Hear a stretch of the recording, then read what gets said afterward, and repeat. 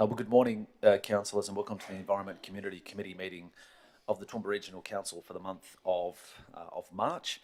This meeting is open to the public and also be live streamed, so I'd like to thank those who are in the room with us today and acknowledge everyone watching via Council's social media channels. I'd like to open the meeting by acknowledging the Aboriginal parties whose songlines traverse the lands that we do meet on today, the Western Waka Waka, Guyabal and Jarawar peoples, and pay respects to their elders past, present and emerging, for they hold the knowledge, rich traditions and bold ambitions of Australia's first people. Item 2, Council's just attendance, including apologies. I just note Councillor Carroll isn't present at the moment, but we don't have an apology for her, so I make the assumption that she's, any notification, I make the assumption that she's just travelling behind. Oh, sorry. Mr Mayor? I indicated to you before, Mr Chair, I'll be leaving at 9:30 for a meeting, an alternate meeting I have to go to. Yeah, so just confirming with the CEO, so yes, that doesn't need to be confirmed as an apology, but obviously your absence will be noted.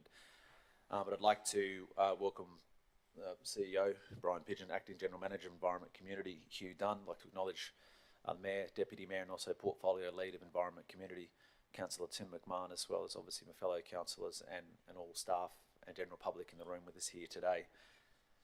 We'll go to, so councillors, just as a way of, I guess, a running order similar to yesterday, so we'll go through Environment Community as a portfolio in terms of the items that are in open, and then also we will continue through and do those that are in confidential as well before moving to finance and business strategy. So with that, we'll go to item 3, which is the Community Grant Program Sports Tourism Event Grant Program approval. I might, as the team heads up, so I'll hand straight over to Andrew Allpass.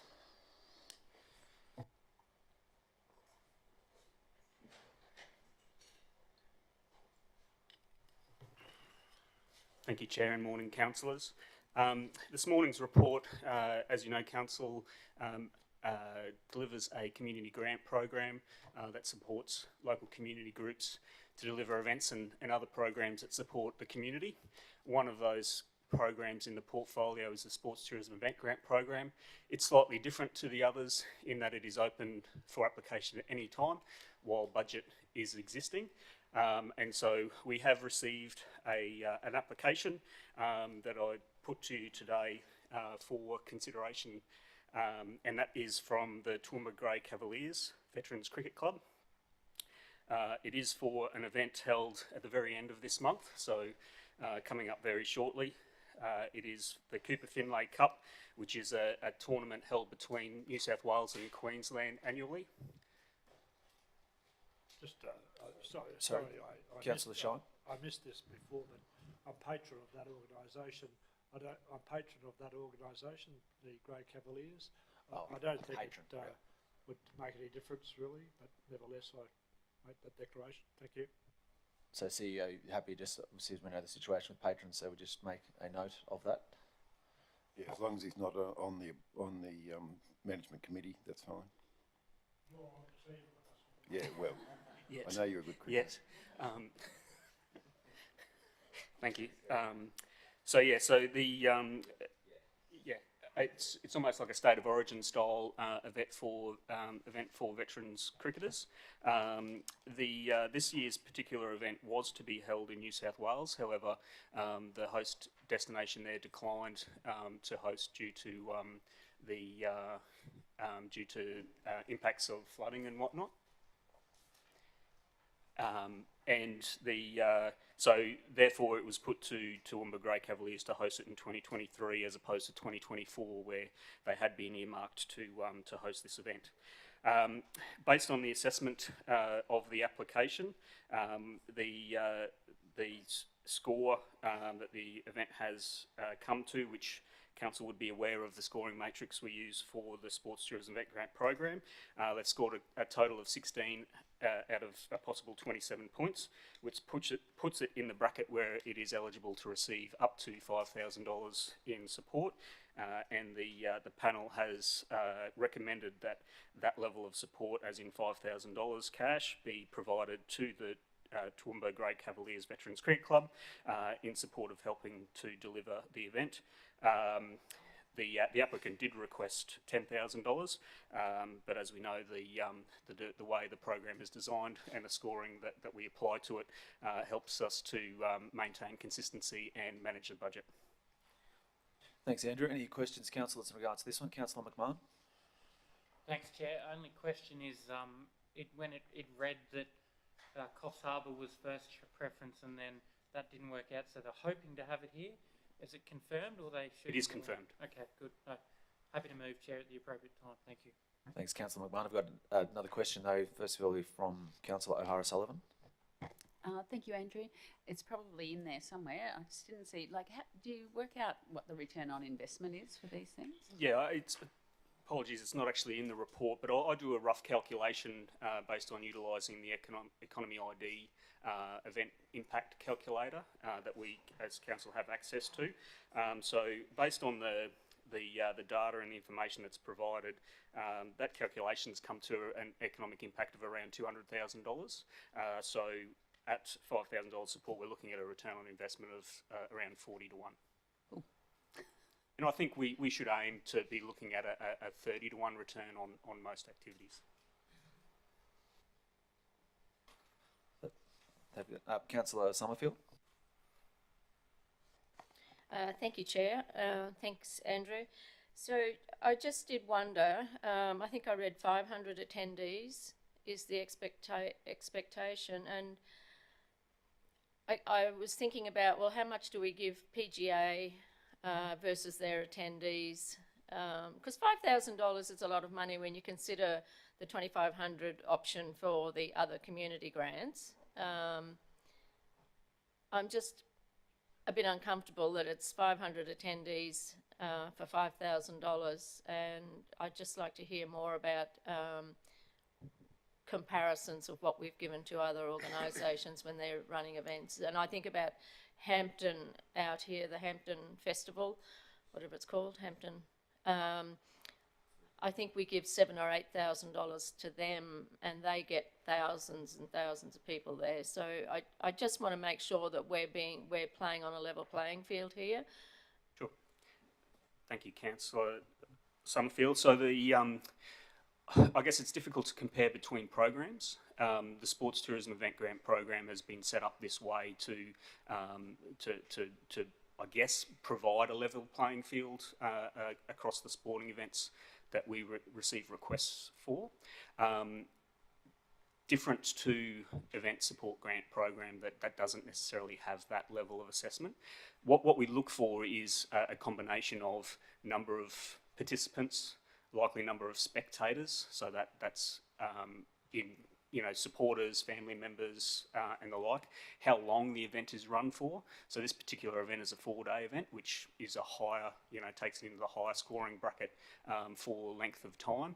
The PGA that you mentioned, that was basically a 7-day event, attracting close to 200 participants, as in competitors and officials, but then also around 5,000 spectators across the couple of days, mainly of the final 2 rounds. So in that regard, we have set what I feel is quite a well balanced platform to be able to assess one event against the other and give us that guidance as to where the value lies for us in that return on investment.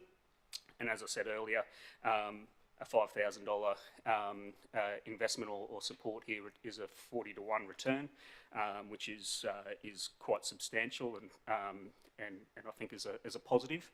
I think if we compare this event to other sports tourism events using the same program and assessment process, then it stacks up and is consistent with those others that we've supported to the same level. Thank you. I appreciate that information. So the 500 people, is that 500 per day or is that across the 4 days? That's for the entire. Yeah, okay. Okay. Rightio, thank you.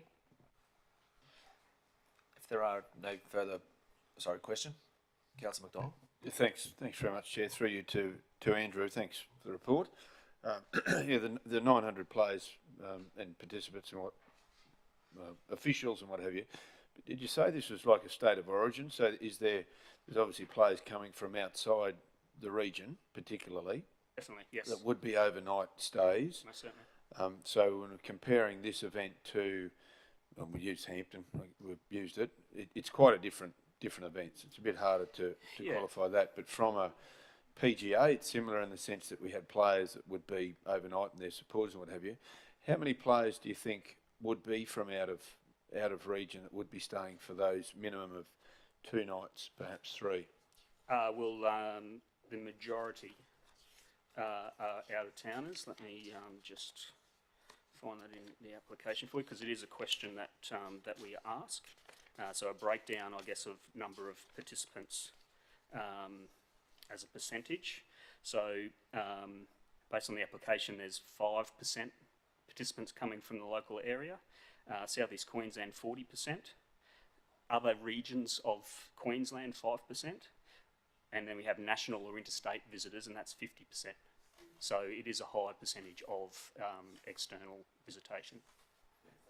Thanks. I think that clarifies the level of, or the assessment that you've gone through to where it is. Thanks. Appreciate it. Thanks, Councillor McDonald. If there are any further questions, that I have a mover in Councillor McMahon, a seconder. Sorry, is that an indication to second? Councillor O'Hara-Sullivan's indicated willingness to second. Does anyone wish to go into debate with this particular item? I'll put the vote. Those in favour? It's carried. Thank you, Andrew. Appreciate that. Thank you. Councillors, that takes us to item 4, which is the Regional Depot Strategy Project Principles. I'd like to invite forward Project Manager Michael Stenzel to the front, and as well as our acting manager in this area, and Meg as well, so coming along. So Hugh, did you want to introduce this one first of all, please? Good morning, Council. This item is effectively the next major strategy work within the property services asset class. It is our regional depots. We presented to you a council information session in 2022 that identified some of the I guess need for some strategic direction relating to depots. This report brings you that and an endorsement of project principles for that process. There's a recognition in the way that we've established this process that firstly we have major stakeholders across the organisation, so all groups within our organisation operate services from depots. So as a result, we've set this up as a major tier project, given the effect on the organisation, and also recognising that there are a large number of stakeholders, both internally and externally to council, that this project has impact on. So we have established, as I said, a major tier project. We're bringing you today the project principles. I acknowledge Acting Manager Meg Bowdler to answer any questions on property services. Also Michael Stenzel, who's from our project services branch, who is our project manager for this project, who authored the report, who can also answer any questions. So I'll be happy to take the report as read and answer any questions that you might have. Thanks, Hugh. Questions, Councillor Taylor? Thank you, Mr. Chair, and probably this may not be the forum to ask this. What has happened to the historic Cambodia chamber down at Greenmount that was behind the building?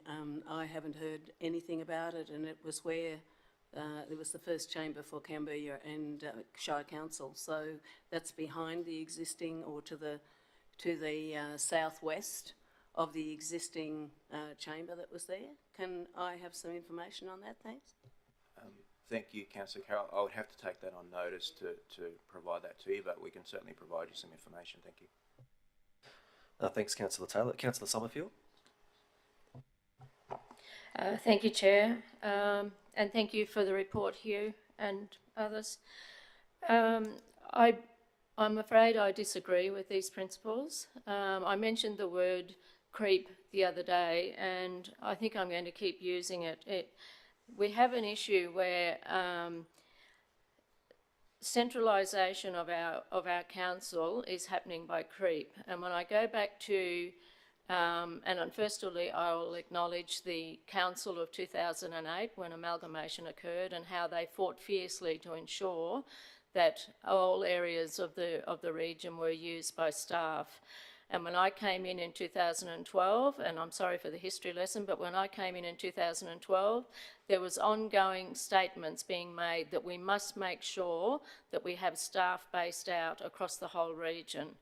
And when I now look at our service centres alone, and I see Millmerran's probably got 1 in it, I see Crow's Nest has probably got 2 in it, I think Oakey might have 1 or 2 in it. I don't know what's going on down at Clifton. I do know that pest management biosecurity do populate that service centre, so there are staff down in there. And I am really concerned that we have the principles, the 3 guiding principles for this project. 1, one council. 2, reliable, connected and flexible. 3, sustainability at all levels. That goes against what this council and previous councils have said that we would desire for our region, ensuring that we do have staff working across the whole region. So for me, and one of the things that isn't taken into consideration in all of this planning that goes on is the cost of all these vehicles travelling in and out. And we've recently seen how many vehicles this council actually has as assets. And all these vehicles going in and out every day instead of being based out in the region. So the travel costs and the wear and tear, the fuel, everything needs to be taken into consideration for those vehicles as part of this whole process. And so for me, one council should be one council with many hubs.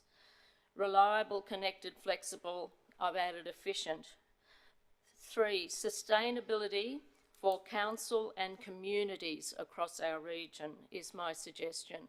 I think we've gone in the wrong direction with this, and I would love to see council reconsider what we're aiming for here, because we're becoming very centralised, particularly since the Charlton Depot has come into play. You just see vehicles on the road travelling in and out, and you know they're travelling in and out because of the times of day. And I'd like to see a complete change in focus to ensure that we're completely regional council, like the original council intended it to be. Thank you.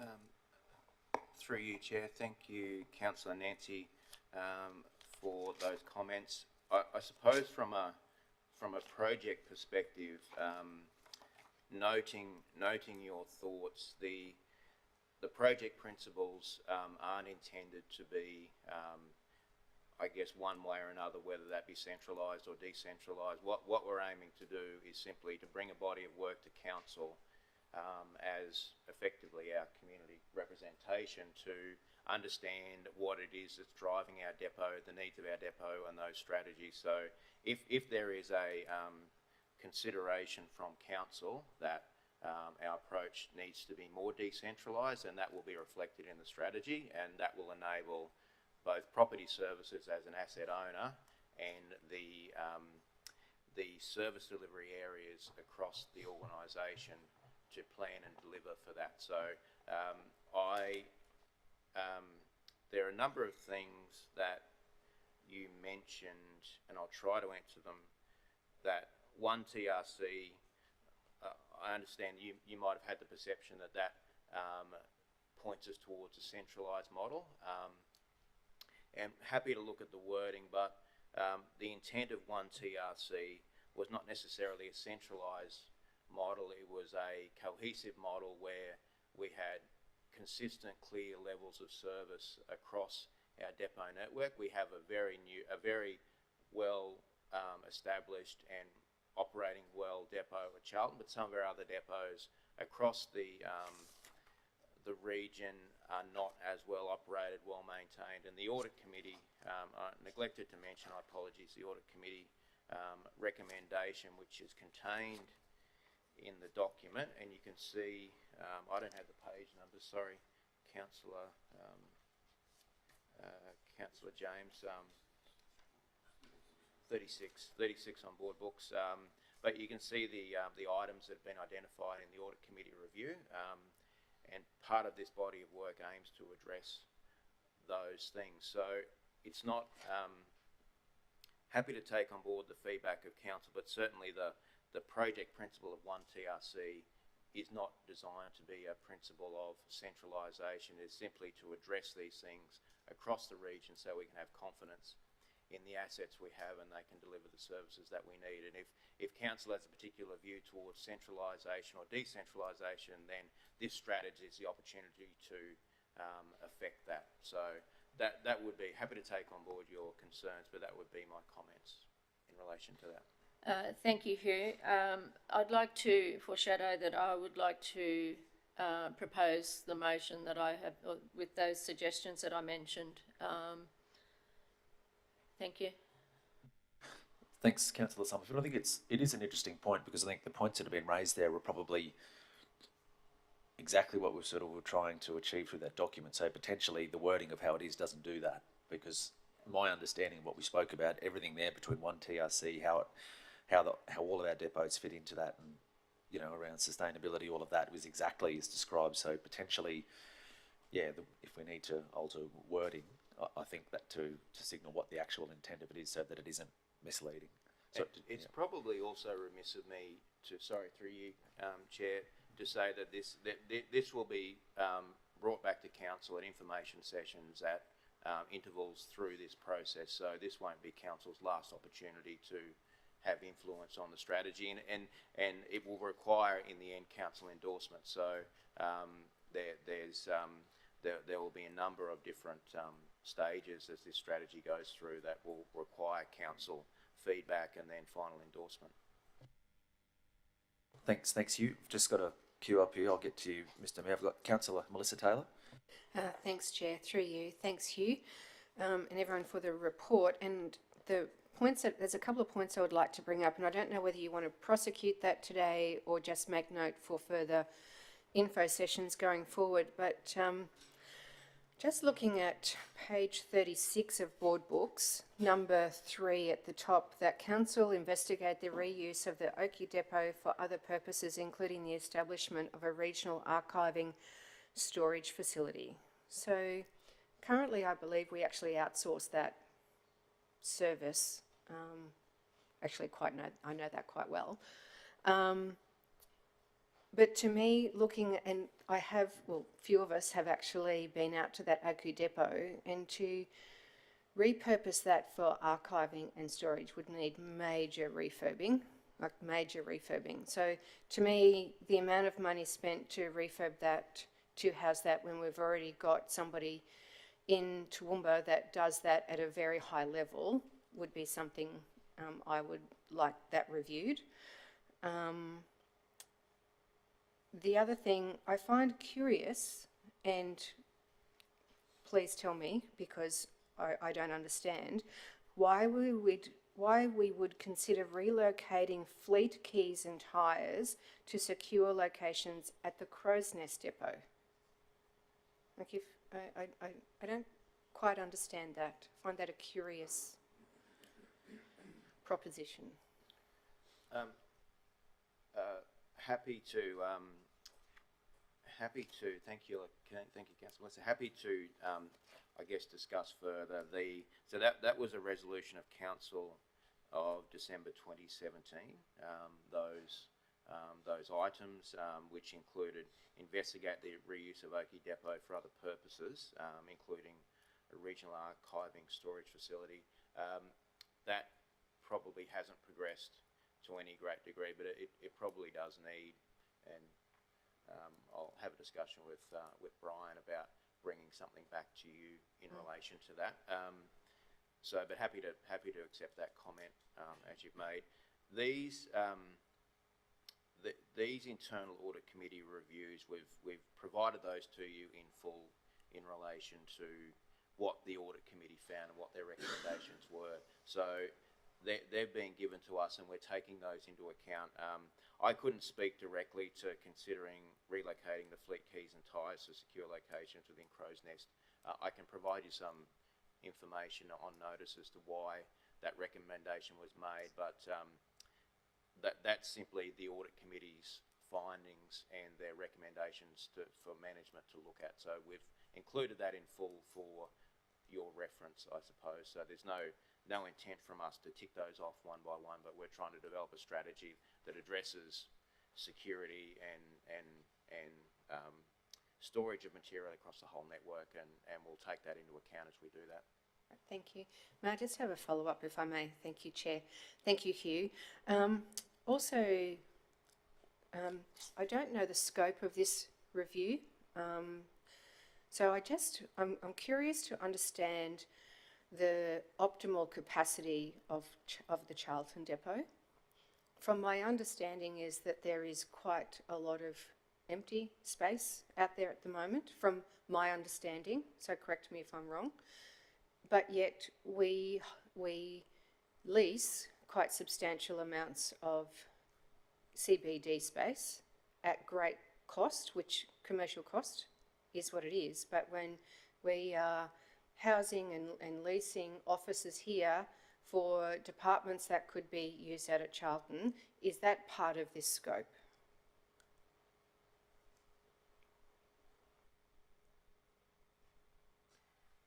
Thank you for the question. It's a complex one. It's part of the scope of a number of different projects we're doing, which is, I guess, understanding the needs of our requirements in the CBD and the civic administration building project, but also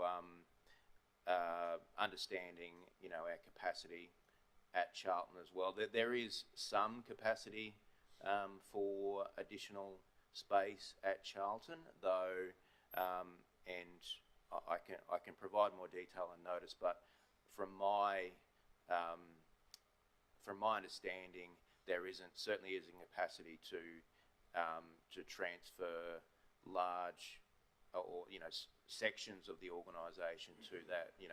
There are some spare desks here and there to cater for growth, but not large spaces that we could at this point in time transfer teams of people out there.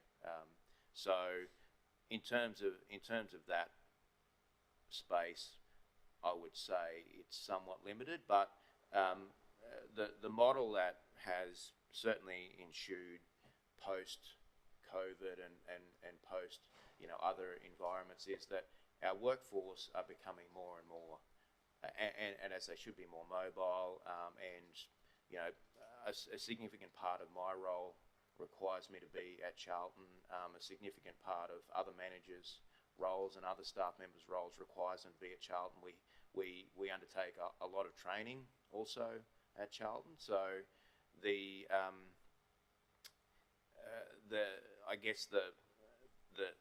idea that our staff have to be based somewhere, but the idea that they're consistently in that location is probably becoming less and less, and a lot more of our staff are working from multiple areas, whether it be Toowoomba, Charlton or other depots or other locations. So is there significant scope to house more of our organisation at Charlton? I would say probably not. Is there that most of the people that are in the CBD have requirements to be in the CBD, and it is, but to take Councillor Nancy's point, there are also some inefficiencies in the way we operate our depot network that need to be addressed in this strategy as well. Thank you. Thanks, Councillor Taylor. Councillor Carol Taylor. Thank you, Mr. Chair. As being someone who was around this table right through several examinations and strategies and whatever that has happened with the depots, I actually think that perhaps a neglect by attrition is going to get rid of some for us, because I can tell you the Greenmount's falling to pieces, and then we'll say it's not worth fixing. When we were in the lead-up, which is 6 years ago when we voted on that to go to Charlton, and there were all sorts of things thrown around here, one of them being that there would be a strategy to look at the use, particularly in Greenmount. There's nothing else in Greenmount. There's a shop/post office, and when they took the mail out of there, the post office closed, and it was only open for a few days. So it was really important. And then they had every seat was full with workplace health and safety, And so the little shop there was doing really well. Now there's nothing there. And I don't believe anything's been done to maintain it since that group left. But we were promised, and certainly I asked, that there would be a strategy for reuse for those that would contribute to that town. That's 6 years ago, and nothing has been done except for Oakey, which we know, and I agree with Councillor Melissa, we've been the ones that have been out there and had a look. It's a huge job if we were going to do something out there to find a use for that, and certainly, you know, for the records, which are very precious, to be quite honest with you. If council doesn't keep a record of its community, then there's no one else that does that. So the records are very precious.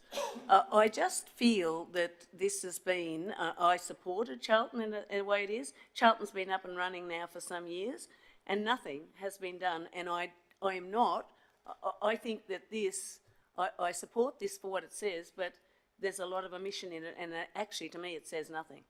So there's no, as I mentioned, there's a historic chamber behind Greenmount. Don't know if it's still there. I haven't been out there for a while, but that community needs to be looked after. There's other one, Crow's Nest. Crow's Nest is doing okay as a township. Greenmount needs a bit of help. Oakey, well, Oakey's a township surviving on its own. Gumbunji, you know, the town virtually relied on the workforces that worked out of those depots and those yards. And we've changed that.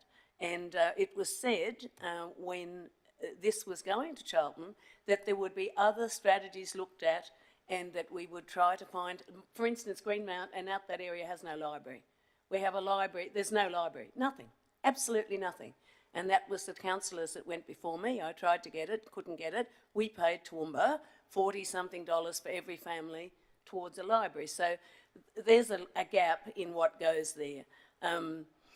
What I'm trying to say is, are we going to do that? Because I think that we make these promises, not promises, we make these commitments to councillors, and then when the years go by and nothing's done, and after a while it's forgotten, and then the depots are falling to pieces, nothing happens, and then they're not worth fixing, and it becomes a financial issue then. So I see this as being inadequate for what I wish to see done with the depots that someone has decided are no longer needed, despite the fact that it is right that a lot of people live out there and they travel, and in this day and age you can work digitally in many things, not all things, but in many things.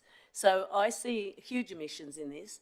It doesn't comfort me one little bit for the communities that have been left behind, and that's probably not the fault of the staff that have put this together, but there's a definite omission. 6 years ago we moved that resolution, and nothing has happened for those townships where those depots have been closed.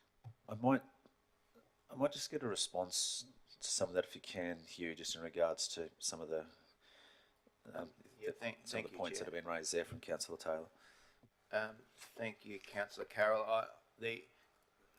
A strategic document that identifies our capacity to deliver services from depots and our depot network in these locations, I agree, is well overdue, and that there's a requirement for us to identify that. I speak from my role as the property services manager. It's really difficult for me and my branch to deliver the services to the satisfaction of council and the assets to the satisfaction of council without an overarching agreed strategy document that I can move forward and establish an investment plan. And this eventually is council strategy. So if the direction of council is, and I guess some of the feedback I'm hearing at the moment is that there is a strong desire to have regional depot locations to deliver those services, then that's what the strategy will identify, and that's what will be adopted and endorsed, and we can go and do that.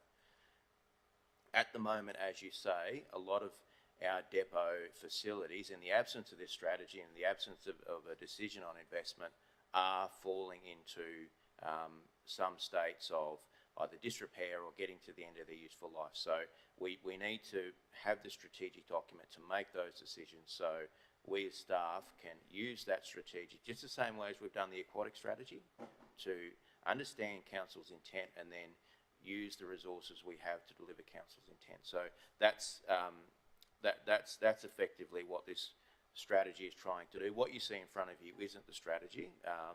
It's an item to bring to your attention that we're starting this, and we've got some project principles that we want some feedback on. That's all it is. This isn't the strategy. This is the start of that process. Thanks, Hugh. Thanks, Councillor Carroll. I've got Councillor Carl. Thanks, Chair. Could I implore councillors to take a broader view on this, and let's not try and jump to conclusions about what this is and isn't. As one who sat around this table from the beginning of amalgamation, I have my own views, and one of those is we've spun our wheels on this to the detriment of staff and the organisation and efficiency, a delivery of efficiency to our community. I agree with you wholeheartedly, Hugh. The strategy is long overdue. The Audit Committee says so in this report. And that's exactly what it only is, a principles-based starting point. Let me urge you to think about this, councillors. Try not to think of this as physical locations as a strategy. That is only one tiny component, well, not a tiny, a large component, but there are whole bodies of work that underpin this strategy. We cannot have a workforce located physically only without considering things like staff mobility, start and finish from home, a whole host of initiatives that go with those principles of reliable, connected, flexible, efficient and sustainable. The other word for sustainable is, can we afford doing what we've always done? That's the question we need to pose here and take a broader, holistic view about this. We're not talking about moving the dices here yet. If in fact it may actually turn out very different to what we all think. But we have to examine, and it is overdue, and it is remiss of possibly this boardroom if we don't go ahead with it, but definitely the boardrooms I've been involved in the past, not to reach this stage sooner. It is, as Hugh has rightfully said, a major tier project. We have a long way to go around consultation, around considering all of those other parcels of work and modes of delivery and methods of delivery that are essential, not just for us pods sitting around the table here, but the ladies and gents who face the public. They face the music. So let's take a little bit of a step back and try to think of this about holistically and principle-based. Personally, I don't have a problem with any of those principles, because if you look across any major initiative for any organisation, you will find they are pretty universal principles as a starting point. Please, councillors, don't spin the wheels on this one any longer, because the Audit Committee are breathing down our neck right now. And it'll become more than an internal audit if we're not careful. Let's just try and have a balanced view. We've got to trust some people that, and at the end of the day, staff are ratepayers. They want the best delivery of service for themselves as fellow ratepayers.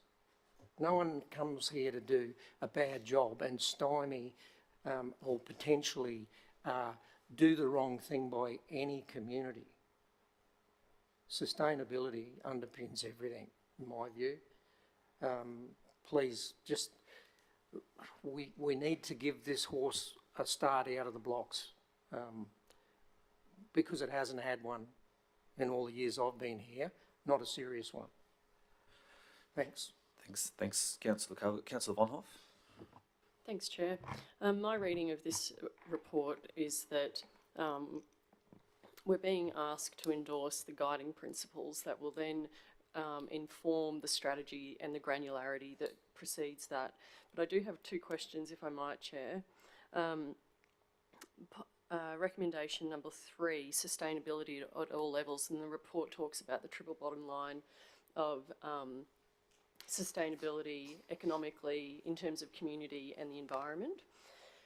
And there's a natural tension with those three because one is going to inevitably win the day over the others. So as this proceeds, if it gets approved today and as it proceeds, will there come a point where there's a discussion about which is prioritised and which is there a weighting attached to those three aspects?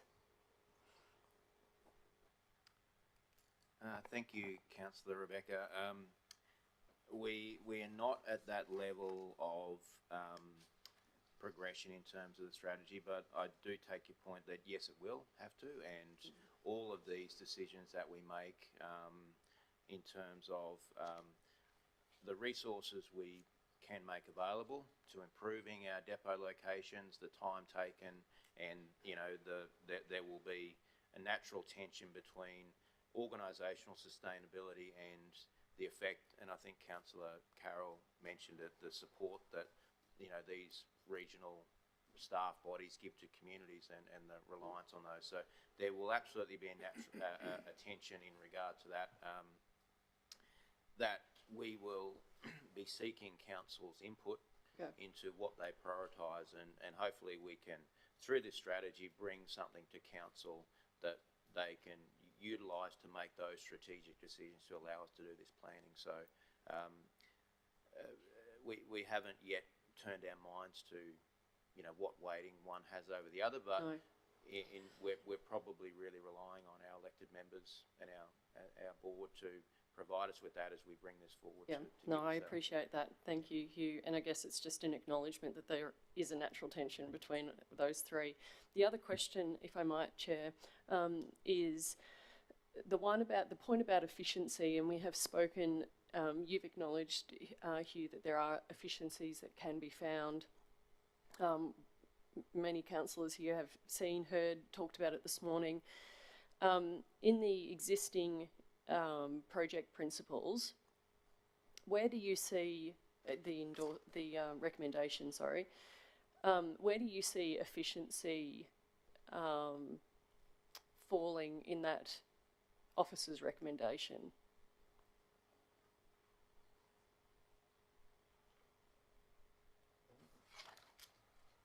I feel like it's probably 2 or 3, but because it is a really important point, we do need to work more efficiently. But where does that sit currently in that recommendation by officers?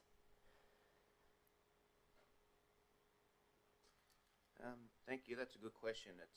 It possibly could be an oversight that we haven't necessarily brought that out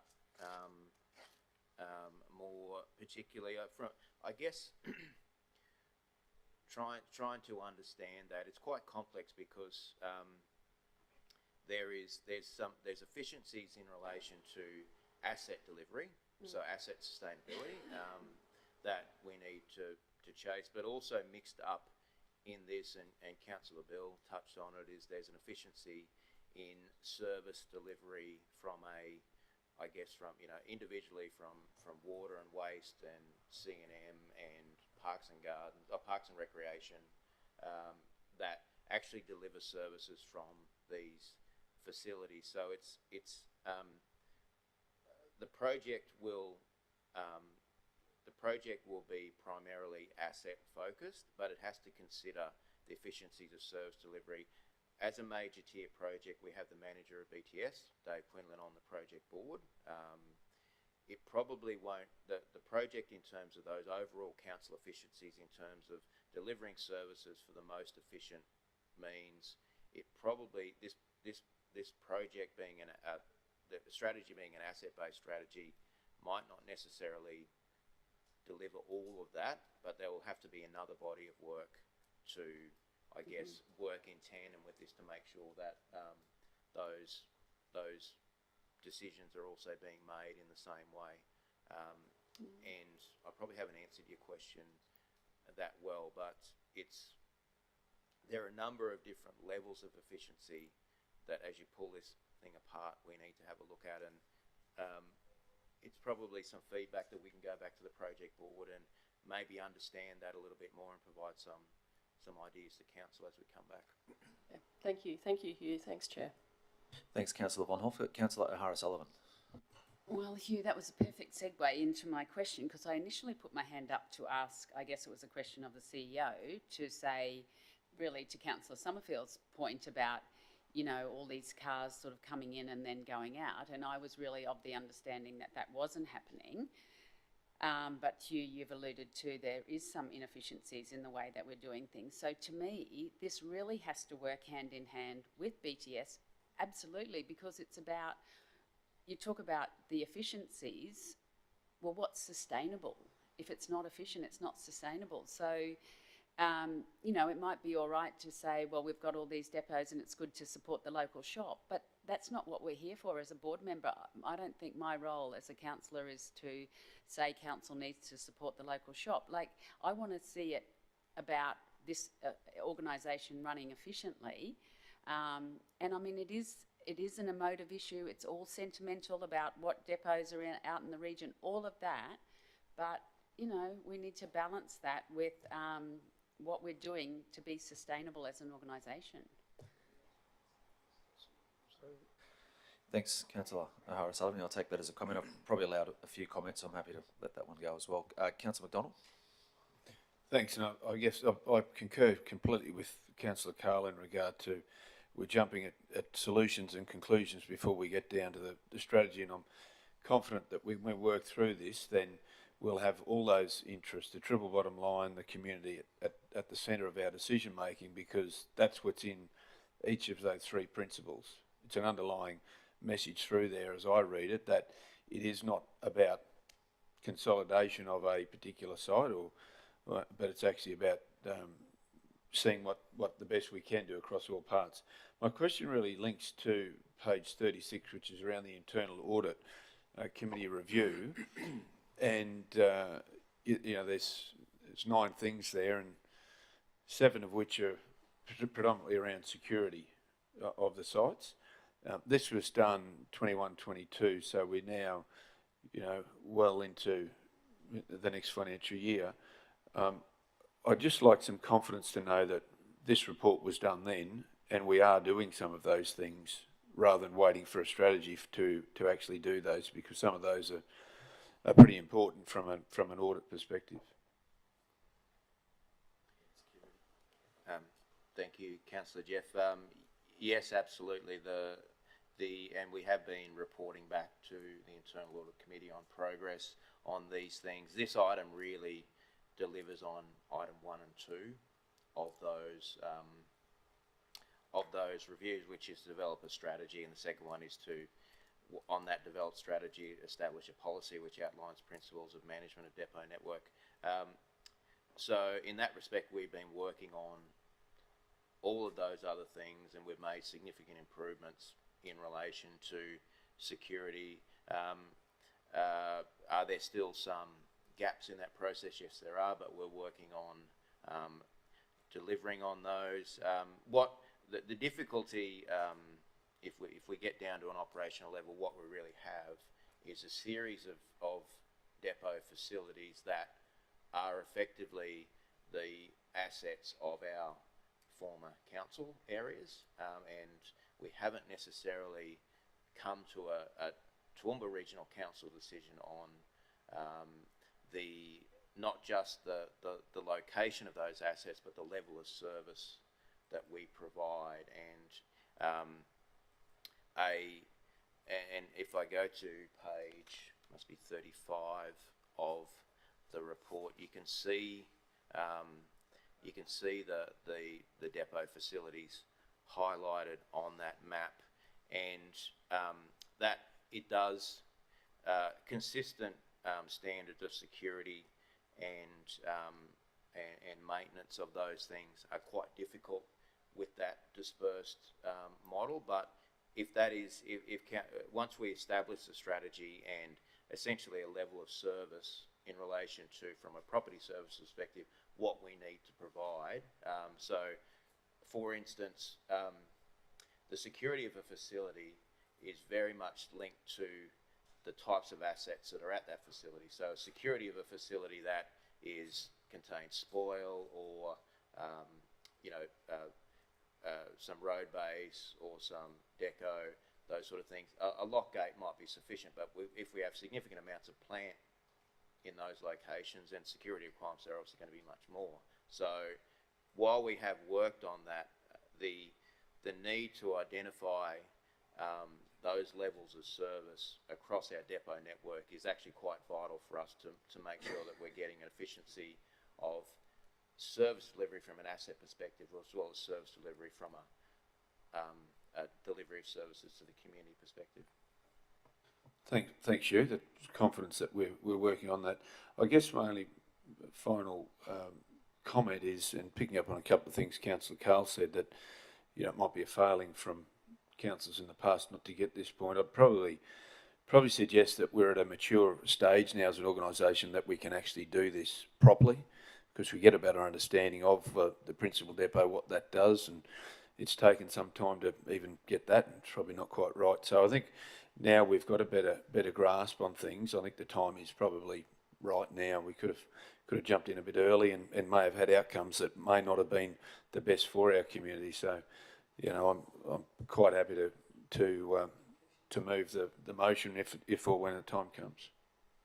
Thanks, Councillor McDonald. So councillors, I think probably just for a set of closing remarks before I go to the vote. I think to Brian and obviously to Hugh, Michael, and Megan, the team. I think a lot of what we've had around here obviously shows the level of importance that sits with this and where it sits now, as you said, in the maturity of the organisation. One around sustainability and efficiency as an organisation, but also, of course, that key thing around the level of service which we deliver to the community. So I think that is highlighted with this now. As I said, there is a recommendation, but I note that Councillor Summerfield signalled when she had her first question initially around an alternate. So I'll go to you, Councillor Summerfield. What I think Kirsten's put up, is that word for word? Yes, I sent it through to her. So that would be, so is there a seconder for that? Councillor Carl's happy to second that, so that becomes the motion. Oh, okay. So, do we have a seconder for? So, do we have a second? Councillor Summerfield's got a motion. There's a motion that's been forward. Is there a seconder for Councillor Summerfield's motion? Didn't Councillor Jeff move?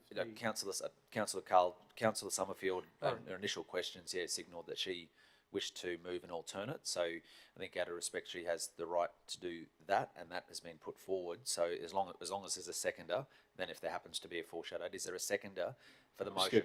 James, can I get clarification, please? Because I wonder, through the conversation and through you to Hugh, I think what is actually in those principles does cover that, to be perfectly honest. I actually read it that way from the start. If it needs clarity, that's fine, but to me, they're one and the same. So I think, Councillor Summerfield, would you like to speak to you? Is there a seconder for this motion, first of all? Because if there isn't, we probably... I wanted to talk to some of the points that have been said, if I could. But I think if there's not a seconder, do we? Yeah. So it needs a seconder first. So is there a seconder from the floor that wishes to second that this motion that Councillor Summerfield has put forward? Okay. So that motion's lapsed. So Councillor McDonald, did you wish to move? Chair, I'm happy to move the recommendation. And Councillor Carl's recommendation. Well, just to second that, so we have a mover and a seconder. Does anyone wish to go into debate around this particular item? Yes, Councillor Summerfield. So, Councillor McDonald, as mover of the motion, would you like to speak to the motion? Thanks, Chair.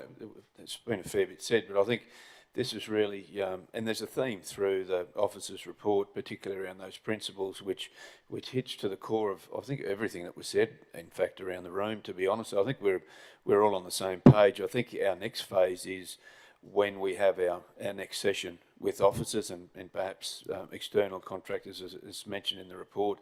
I think that's when we can sort of flesh out that greater intent and granularity. So I'm confident that the report that's been written provides that scope for us to do that. Thanks, Chair. Thanks, Councillor McDonald. Councillor Summerfield, wish to speak against? Thank you, Chair. Look, I'd just like to talk about some of the things that have been spoken about. All of us around the table understand that what we're dealing with here today are the guiding principles for the strategy ahead. We all understand that. It's that we get those principles right in the first place. It's like putting a slab down for a building and not putting reinforcing in it. If you don't get it right now, it just creates more work down the track, and the conversation we're having today would be had in 6 months' time, which would mean the work would have to be redone. So we just have to make sure, you know, that we are getting it right. We talk about efficiencies, and efficiency hasn't even been mentioned in these 3 points up here. Efficiency is getting it all right, these underpinning guidelines right now for the work ahead.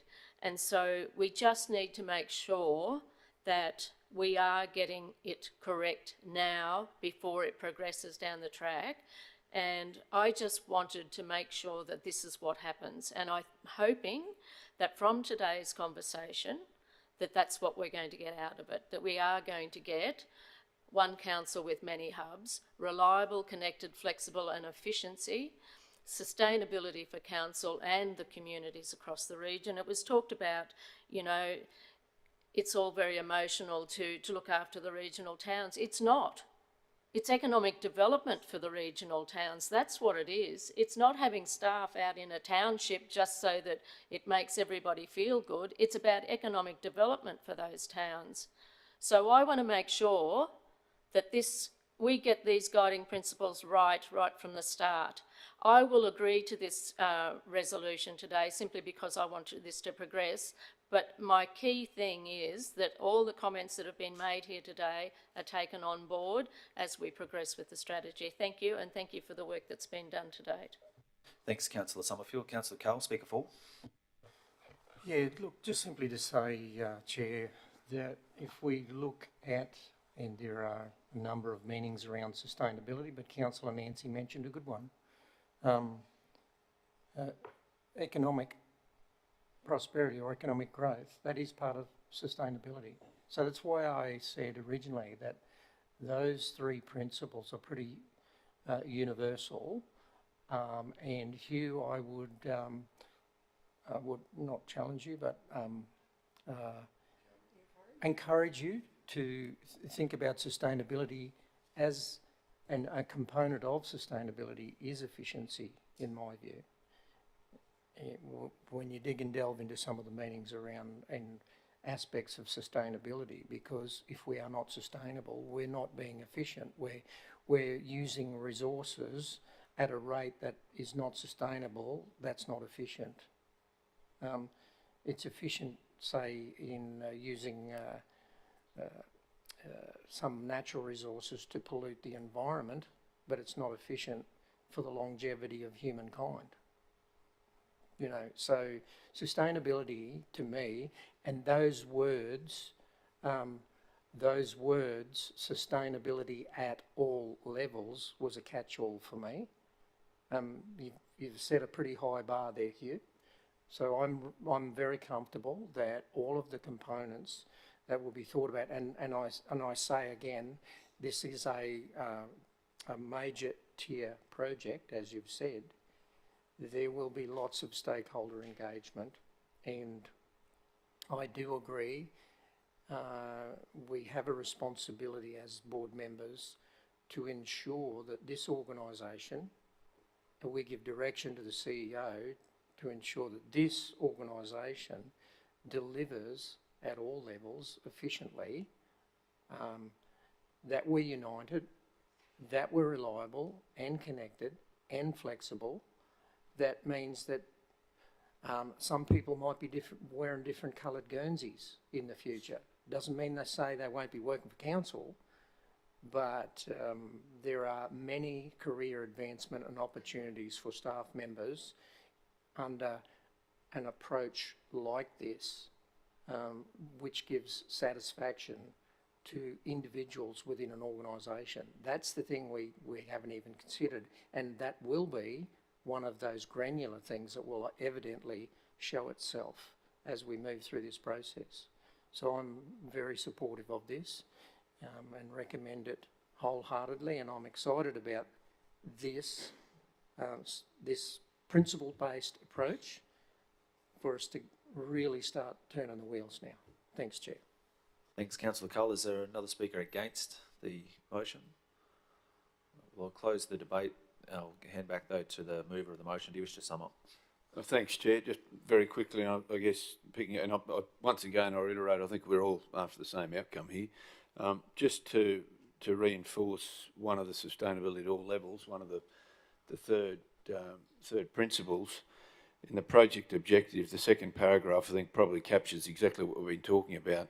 Local employment and community prosperity must be critically considered and weighted against other benefits in making any decisions, and will be independently assessed under this project.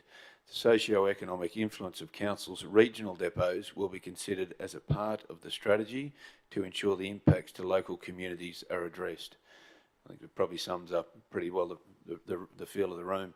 So more than happy to move and go forward. Thanks. Thanks, Councillor McDonald. Well, I close the debate, so I'll put the motion, so it's before you. So those in favour?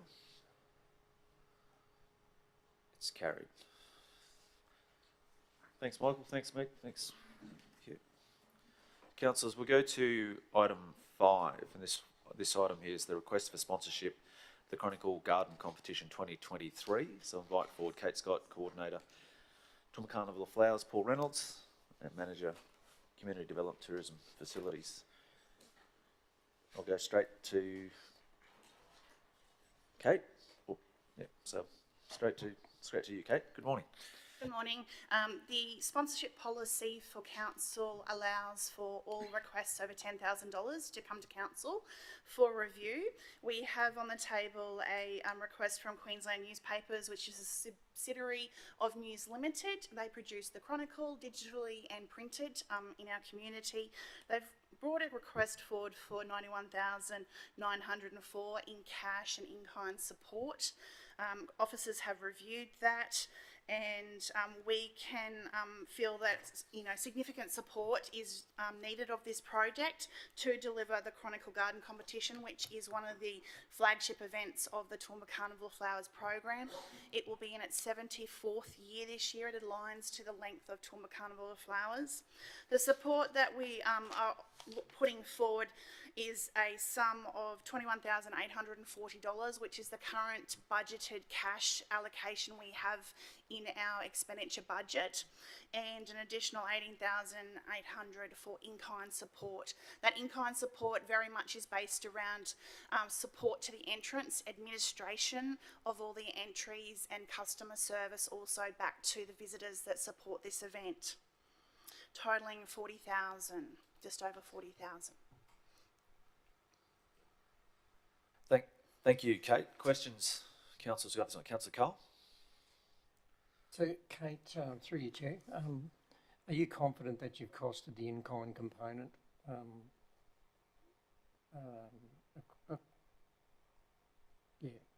accurately, I guess? It's always hard to tell because it's very much based around the number of entrants that come in. We've based this off previous years. We've been doing administration for the last 2 years, taking entrant applications and providing support. So we feel that that's a good grounding sort of benchmark amount. I believe, if we get another 10 or 20 entrants, well, of course, there's going to be more labour around that, and we've already got that budgeted within existing programs, so that won't be more of an expense. It'll just be looking at the time consideration around that. Yeah, I guess I'm asking have you costed it at an appropriate unit rate, regardless of the amount of contests or entrants, so that we're seeing a true value on that in kind? You're Yes. confident? Yep. Yes, so we've actually done labour rates and resourcing of office supplies and all those kind of things. We've done a sort of analysis of that to break it down. Thanks. Thanks, Councillor Carl. Are there any further, Councillor Von Hoff? Yeah, thank you, Chair. Through you, thanks, Kate. News Limited, well, News Corp's doing okay with its share price. So what's the reason that they say that they're no longer able to fully support to the level that they have previously? Have they given us any information on that? Definitely, the major problem is staffing. Their office, I think when I first started in this role, had about 5 marketing. They don't have any marketing staff now locally. It's all done out of different areas. So their actual ability to have staff to support this has been significantly reduced. At the moment, thankfully, we've got Erica Rachel, the actual the general manager, with the support from Jordan as the editor, who are very passionate about keeping this event local. So they're trying to do as much as they can. And I think from the council side of things, we've got staff that answer the phone already about Toowoomba Carnival Flowers questions.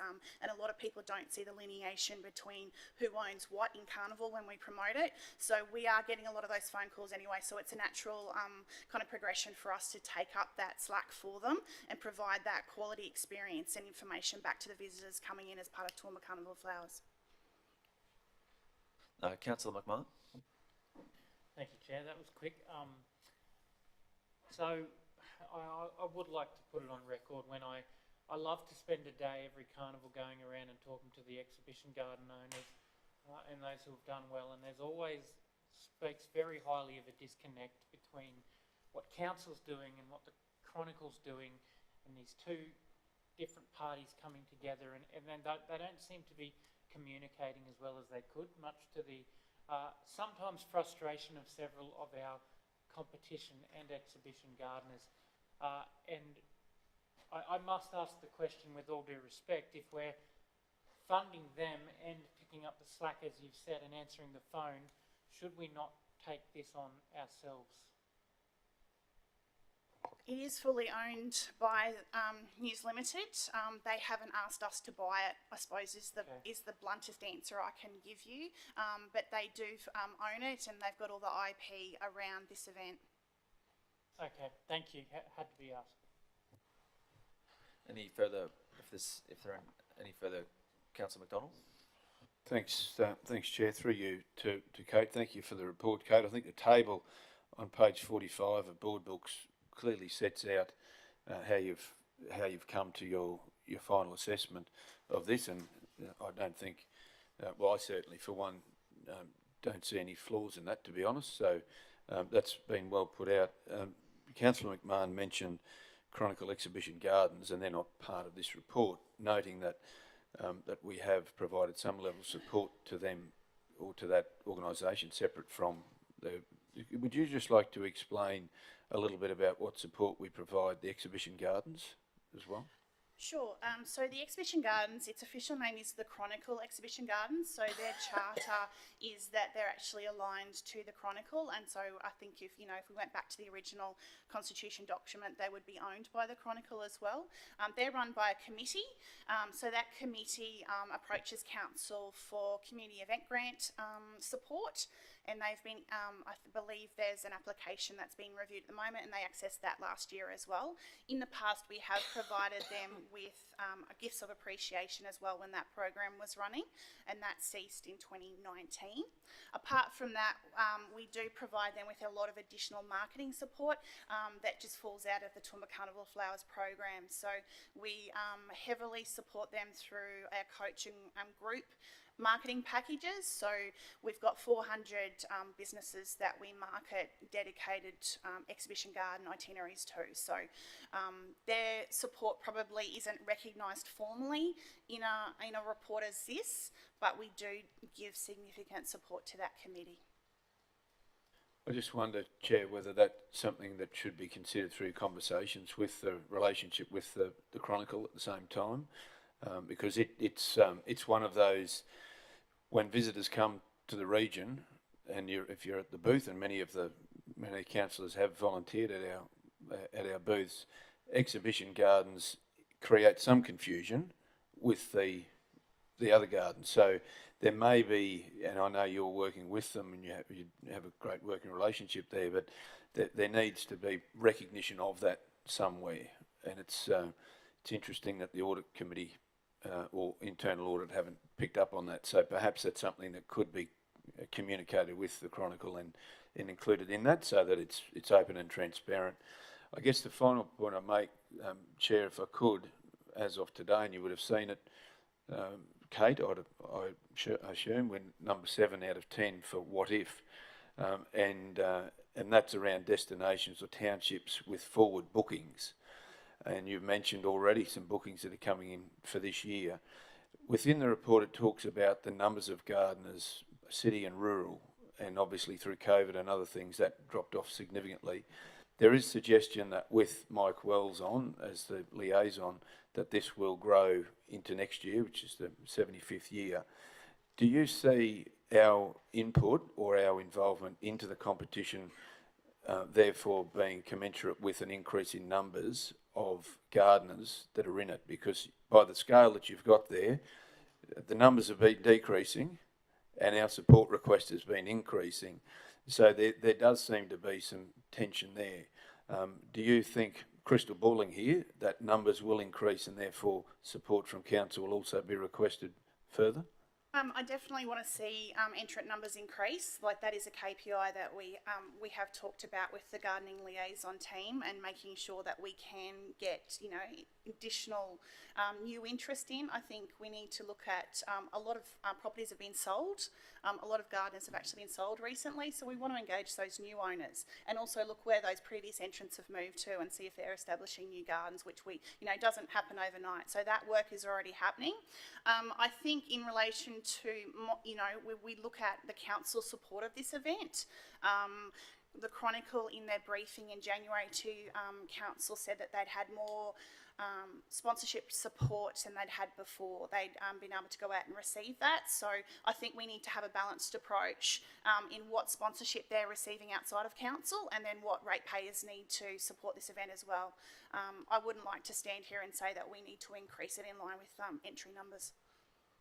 Thank you, Kate. Thanks very much. That's, appreciate it. Cheers. Thanks, Councillor McDonald. Councillor Summerfield?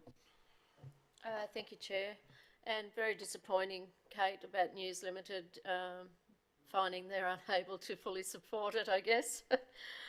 Look, just in relation to the, I note in there that one of the things that we do as part of our in-kind is coordinate support for the awards. And you'll remember that last year the awards were held on a day that councillors couldn't. I think it was on a Tuesday or a Wednesday morning, when we are locked in every Tuesday and Wednesday for council meetings. How come we, as the major sponsors of this competition, were not considered? Because part of that sponsorship is that we attend and be involved in the awards presentation. If council was involved in coordinating the support for the awards, how come that happened? The dates are definitely set in consultation with us, and other things, priorities came in from the Chronicle that they really wanted to have it on the Wednesday last year. But I can confirm we met yesterday, and the award ceremony will be happening on Thursday morning, the 14th of September this year. So we've made moves to rectify that already. And that's going in our diaries as of tomorrow? I was going to say, after this meeting today, if the sponsorship is supported, it'll be going in your diary, yes. Thank you. Thanks, Councillor Summerfield. Well, councillors, if there are not any further questions to this one, there is a recommendation. If there is someone that's willing to move, Councillor McDonald willing to move, Councillor Taylor is willing to second. Does anyone wish to go into debate around this particular item? Put it to the vote. Those in favour? It's carried. Thank you. Thanks, Kate. Councillors, we do now move into the confidential. So, with your permission, are we happy to adjourn for 10 minutes? How about we move to adjourn for 10 minutes? So we're going to set Councillor Shine. So all those in favour? Well, councillors, I'll look at, so it's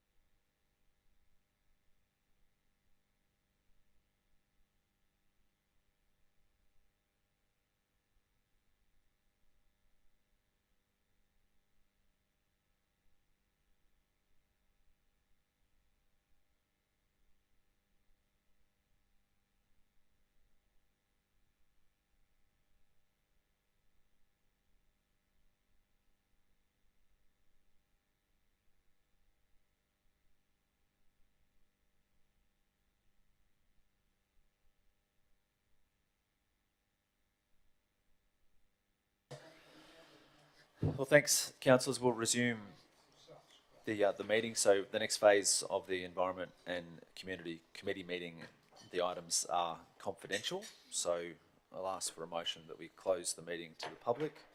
Moved by Councillor O'Hara-Sullivan, seconded by Councillor McDonald. Well, sorry, before we do that, sorry. I wonder if it wouldn't be inappropriate if I just asked a question before we went into confidential about the fact it's confidential. Would that be all right? Do that. About the fact that it's confidential before we went into confidential. Yeah, absolutely. Thank you, Chair. Thank you for allowing my question. I suppose I just wanted to highlight that we as a council, in yesterday's sessions, we had 2 open and 5 confidential matters. And today in Environment and Community, we have 3 open and 2 confidential. So in today's committee meeting, we're 40% closed. 5 from 7 is well over, I don't know what percentage that is, but pretty high. And it's frankly a little high, I think, for the community's liking, where they want to see transparency, and we're having a lot of confidential matters. So I suppose I wanted to pick up on today, if things need to be confidential, they need to be, but I maintain the community doesn't really support the idea. And when we talk about today, the reason is because negotiations relating to a commercial matter involving it with public discussion would likely prejudice the interests of the local government. I'm just wondering if I could pick up on specifically, like we're giving sponsorship to Carnival of Flowers, and if I could ask Hugh, through you, Chair, how discussion would specifically prejudice the interests of the local government in regard to this. Sorry, that might be to the CEO. Sorry, Hugh.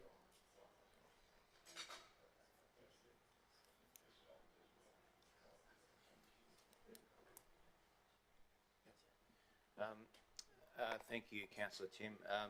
Certainly closing items for confidential matters is not something we take lightly, and there are only certain reasons in the Act as to why we can. You've identified that this is negotiations relating to a commercial matter. I'll just allow Kate to give some specifics in relation to that might assist you. The next report is in relation to incoming sponsorships. So we have been offered amounts of money from external parties that we need to establish if council wants to go into partnerships with those entities.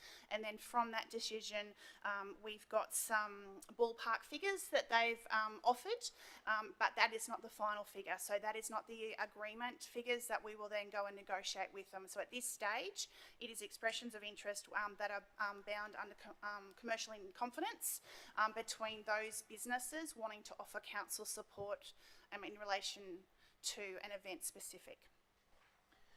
Thank you for that, Kate. I appreciate you taking the time to clarify that. And I'm happy to move into confidential because we need to, but if I could certainly just put it on record through you, Chair, to the CEO, that today, Environment and Community, we're 40% confidential. Yesterday was 5 from 7, which in my calculations means that's 71% in confidential for the 3 committees we had yesterday. And I know economic development might be different, but I'd really like to see that number well below what it is now. So just perhaps a comment. Thank you, Chair, for allowing me to make that. Thanks, Councillor Mark. Councillor Summerfield? Thank you, Chair, and thank you, Tim, for bringing that up. I think it's good for us to always have those discussions. I do understand in relation to the carnival sponsorship. However, could someone enlighten me further on the other sponsorship, which is sponsoring an event? I believe that should be in open. I don't understand any reason why council would consider that to be confidential. So if someone could just explain that to me, please.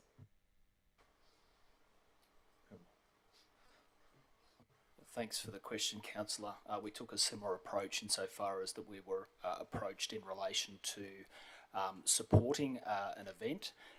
The actual details of the confirmation of the amounts are still to be negotiated. That's why we put it forward as a confidential at this time. I'd like to refer to the CEO and ask for further confirmation on that, because I don't believe that negotiating it when it's all been outlined in the report, and to me, it's no different to the previous sponsorship that we dealt with earlier in the day, the sports one. I think that this is something that should be had in open debate, but I'm open to hearing all reasons why. Thanks. Councillors, I think it's good that if you have any concerns that things should be in open council, you seek clarity before we actually go into confidential. So I think that's a good thing to do. These are recommendations from our officers in relation to that. You need to explore the validity of those reasons, and if you don't think there's sufficient grounds for that to be confidential, in that it doesn't meet those specific reasons, and the only reason that we can actually close down for, and they have to be cited in those reasons for closed meetings, so they have to be relevant and allowable under the Act. But if council wishes to question that, or if wants to make decisions, alternate decisions that actually want to do any one of these matters in open meetings, that's fine.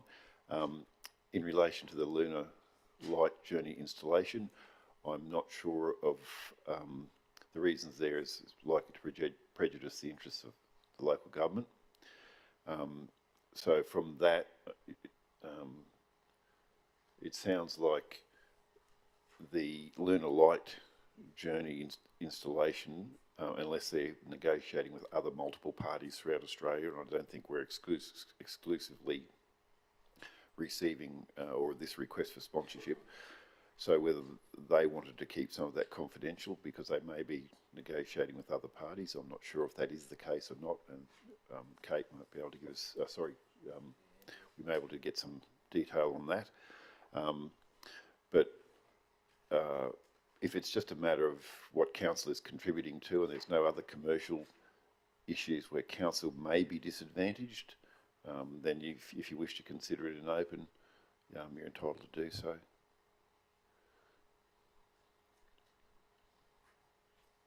Thanks. Also, thanks, Brian. Did you anything further to that, Councillor Summerfield? Oh, sorry, only that Brian suggested that there might be further information that may assist, that's all. I don't want to go, I don't want to bring it into open if it is going to jeopardise or prejudice. However, we need to understand fully, if that's okay. Thanks. Yeah, I'll just make a comment on that. It has been suggested through discussions with this firm that they may be looking at other alternate locations as well throughout Queensland. So if support is not provided by council, there's no guarantee that this event will continue at this location. They could look to other parties or other locations to do this. So. Sorry, that's whether we support it or not is different to whether we discuss it in open. I don't want to be pedantic about this, but we need to have valid reasons why we don't bring it into open. Sorry.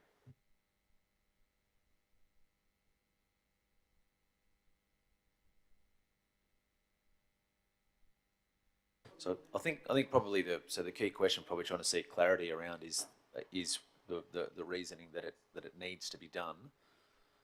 You know, what prejudices or what issues arise there for it needing to be discussed in a confidential matter or in open. Yeah, thank you, councillors.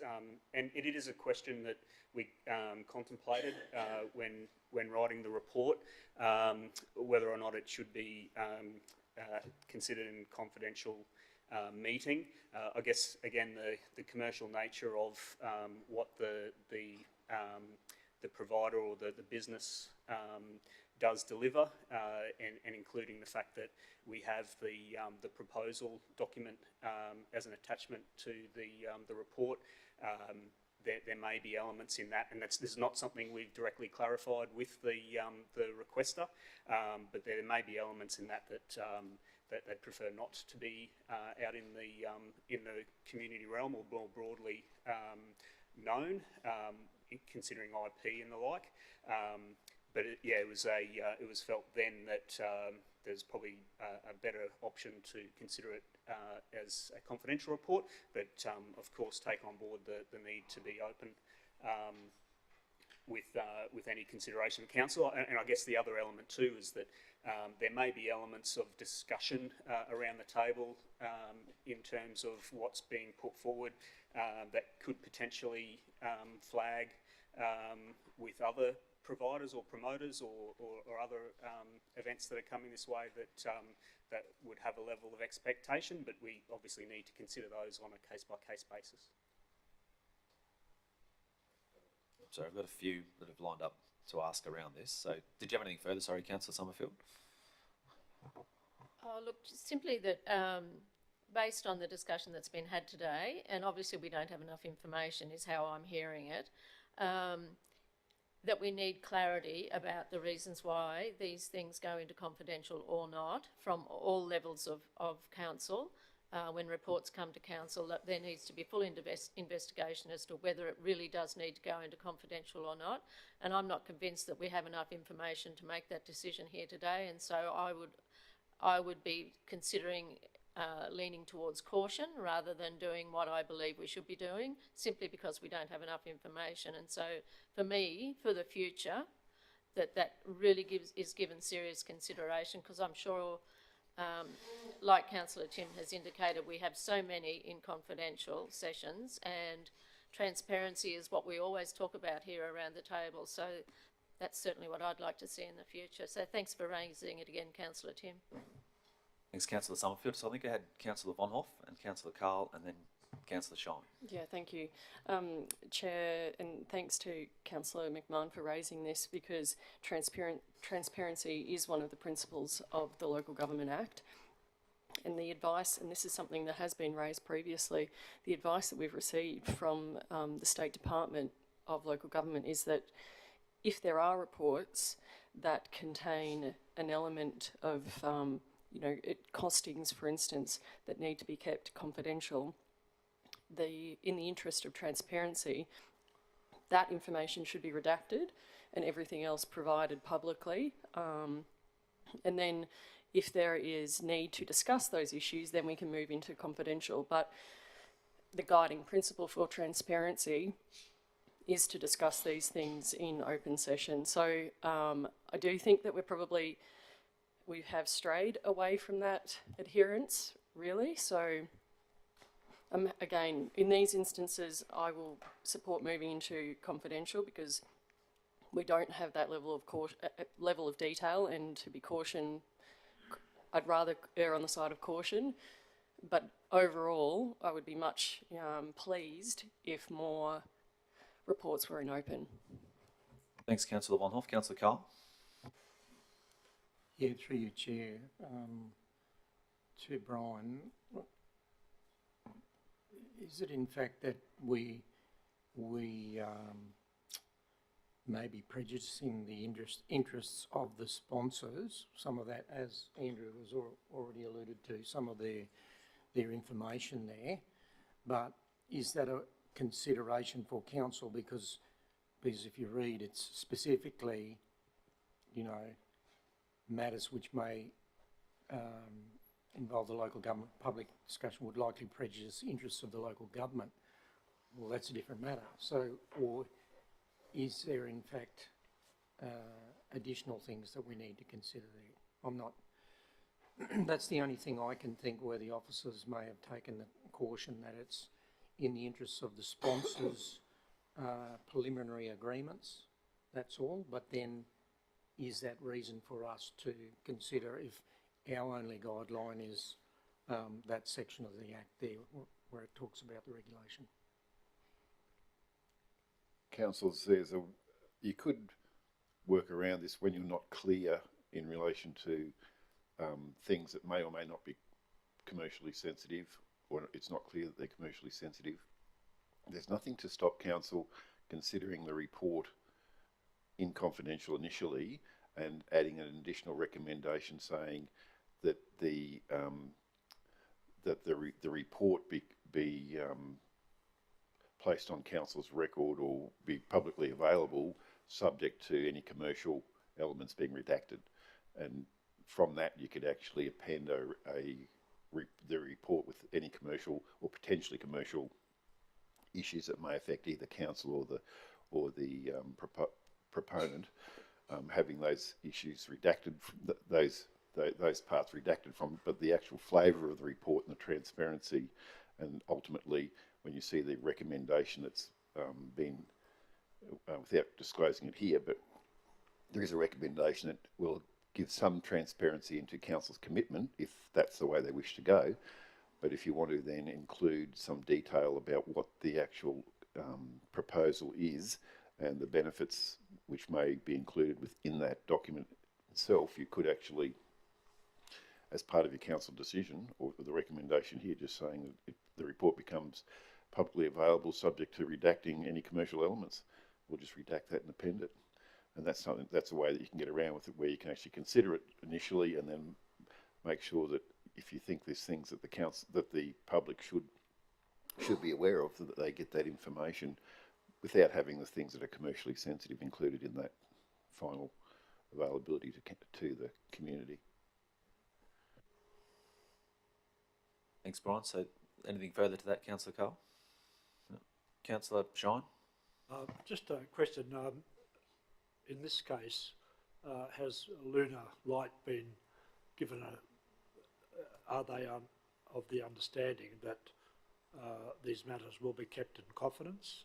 If they are, that would, well, I think we should honour that, notwithstanding whatever we might do in the future. Do we have an answer to that question? Which is probably an important one. Thank you, Councillor. They haven't specifically stated that the proposal is commercial in confidence, no. And I think probably, and we haven't given them an indication or an undertaking that it will be done in confidential. I think it's probably as well. No, we have not. Okay. Nothing further, Councillor Shine? No. Councillor McMahon? Thank you, Chair. Look, I'm glad we've had some discussion about this. I brought it up because I think the number is far too high. But I personally don't like it when, to just reply to the CEO, when part of it's in confidential and then we've got to try and bring parts out of it and talk about it and run the gauntlet and we, undoubtedly say the wrong thing at some stage. I wonder if in the future when executive leadership team meet to discuss council agenda that we could have the view that most things need to be in open, and if there's an attachment, that would be a better way moving forward in the future.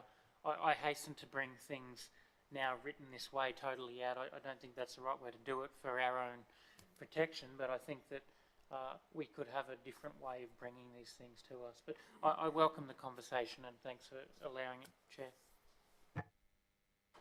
Just for clarity, Councillor McMahon, you're suggesting that we could include within the report itself, the elements of the report, the non-confidential issues, and have an appended confidential appendix.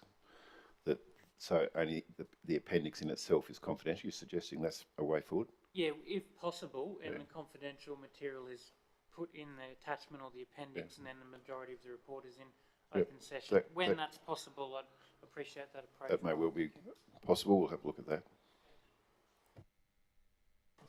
Mayor Antonio? Just a very quick question. Would this not be recognised and defined in the Local Government Act? What can come in and what can't come in? And wouldn't that be the guidance that you're receiving, Mr. CEO? Yes, and that's what's included in the reasons for closing the meetings. Council specifically has to cite the reasons in the section under the Local Government Act that the officers are recommending that the meeting be confidential for those reasons. So we actually have to do that. I think councillors here are asking for a more detailed understanding and explanation, so that we're very confident that it is meeting those parameters, and if possible, can they be included in confidential attachments rather than the covering report, which gives the public transparency over what the actual proposal is. So together with the non-confidential elements and the council's ultimate resolution, the community should get a very good understanding and picture, I suppose, of what the proposal is and the support that's provided by council. Thanks, Brian. Well, councillors, just to try and sort of wrap up this, I think obviously there's a position here where a lot of people have raised around. No, that's what I'm getting to, Councillor Taylor. I said I think there's been an indication around the table in different areas around the process here with confidentiality. I mean, today's probably not the day to completely prosecute it, but I think some very valid points have obviously been raised. So I think, and the vibe I'm picking up here is that we probably prefer to stick with the confidentiality today, just as a cautionary position. If anyone differs from that and thinks he should be open, please let me know. But that's just sort of picking up. So if we go into confidential with Brian, I think as CEO, I think there's probably some really valid points and issues that have been raised in regards to this, and then how that's handled internally before it gets to this particular point. And I would assume through ELT and through legal that yeah. So we've got an undertaking that from Brian. Thanks, Brian. Sorry. Sure. I know, and I actually said I didn't want to really, anyway. Through you, Chair, this was something that I raised a few months ago, this very issue. Can I ask through you to the CEO, what, if anything, was taken, what actions, if any, were taken at that point when I raised this a few months ago? We always, at ELT, we go through all these reports, and we basically, each of the general managers goes through all of these reports. And part of that is considering the reports holistically and also the recommendations. But and part of that, obviously, the reasons for closing the meetings, it's, I suppose, understanding the details more, and council specifically wishes to go into that. But when these come forward, I think at the point within the information that was provided, the officers accepted that they were reasons for closed meeting. But it's up to council to question that if you wish to question that. But we'll provide some perhaps process that will help pull out some of those elements so they can be more easily identified by ELT in the first instance, but also by councillors in that confidential part of that report. Sorry, just Hugh, just as acting general manager of these reports, did you want to add any context? Yeah, thank you, Chair. If I can, I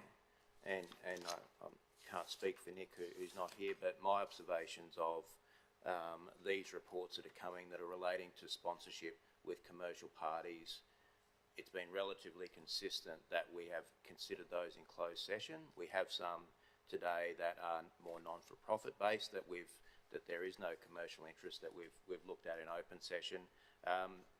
We can take on board the feedback in relation that we've received from council today that there is a strong preference to consider those matters in open session where possible, and we can tailor those reports in a way that best facilitates that. And I go back to the aquatic strategy matter that we dealt with in 2022, where we had a report in open session, a strategy document which was in open session, but we had a mapping document which contained items of commercial in confidence to the suppliers that was closed. So there are ways that we can progress this, and I think we understand the feedback that there is a strong preference to consider these in open sessions, and we can look to tailor our reports to suit that. Thanks. Councillor Summerfield. I'm sorry, but I'm just reading the recommendation for the Lunar Laser Vision journey, and it's all detailed in there, what council may or may not approve.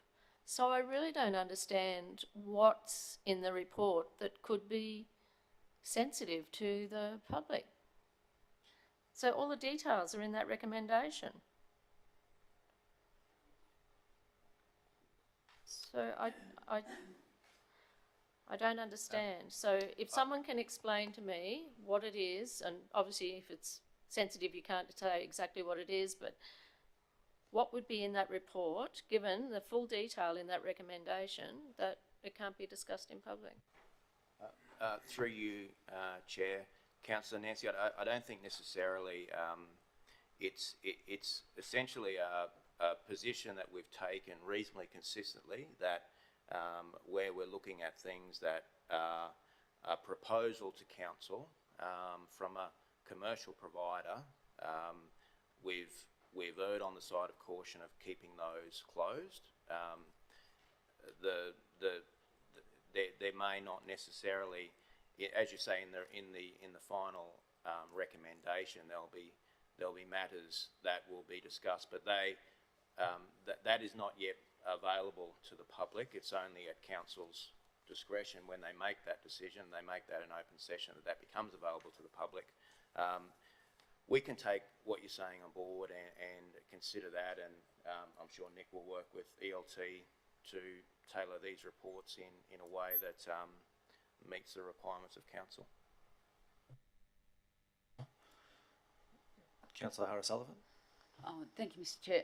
Just a question to the CEO, sort of more broadly. Do you think, do you have any idea whether the trend of sessions being put into confidential is increasing, or is it sort of probably just more happenstance that happened yesterday? And I don't think there's any Not a conscious trend, move to make things more, to have more confidential things. I think that it's just that those number of items on the same agenda appeared at the same time, but there's no conscious effort to create more confidentiality. We have been trying to do it the other way, but we'll just work on making sure we get this a little bit better structured in the way that we put those reports together. Thanks, Councillor Harris-Sullivan. Councillor Carroll-Taylor. Thank you, Mr. Chair. And I say that because this week is the first time we've interrupted our normal practice and put the confidentials in the portfolios so that you've got a stop, start if anybody is watching. So, or you have someone here in the gallery, and that was the reason why we did it the other way.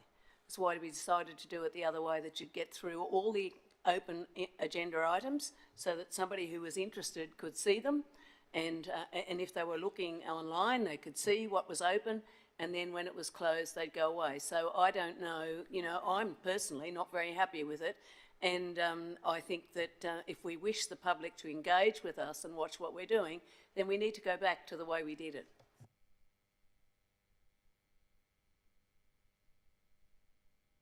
I think we're probably going into a whole other topic here, but I think we probably need to seek clarity from councillors around that particular, I suppose, agenda or running order or how we do that. So I think we need to sort that out. Probably not. Sorry.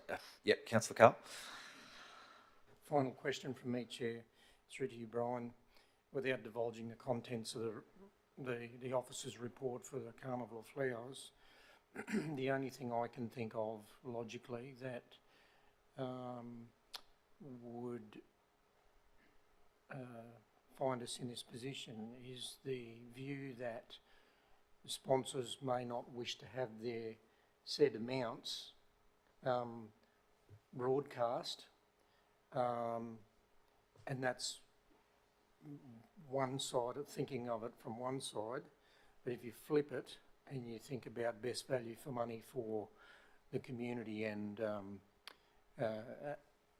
as it is, the rate base heavily subsidises the event. The flip side of that is, well, is it in the best interest of the public that they don't know who was the best sponsor, and part of that component could be a financial consideration as the best sponsor. So there's a possibility that we could stick to favourite sponsors, and the public doesn't know actually how much they're sponsoring the event. For example, company ABC might continually sponsor at a level, and there might be company XYZ that wants to come in and have a crack at sponsoring this major event, but those sums will never be disclosed, so company XYZ might actually be disadvantaged because they don't know the real amount that they may wish to outbid or offer a level of service to gain the contract. So that's the flip side. That's what I'm asking for consideration here. I'm erring towards the latter, that there should be transparency around sponsorship and the amounts, because it's a publicly subsidised event by council, and perhaps the protection of those amounts and that isn't in the best interest of the broader public, but I do get it, that it may be in the interests of the sponsors. But I think we've got to consider that carefully moving forward. Thanks, Councillor Cole. So, councillors, look, what I propose from this position is there is a motion to go into confidential. So I suppose the best way to test if that's what we're going to do for these two items is I'm sorry, I thought there was a mover and a seconder initially for going into closed. That was, well either way. I'm happy to move it or second it, whatever's... Sorry, was it Megan and sorry, thanks. So there was a mover and a seconder to go into confidential. Does anybody wish to debate going into confidential? So I'll put that to the vote. Those in favour of going into confidential? All right.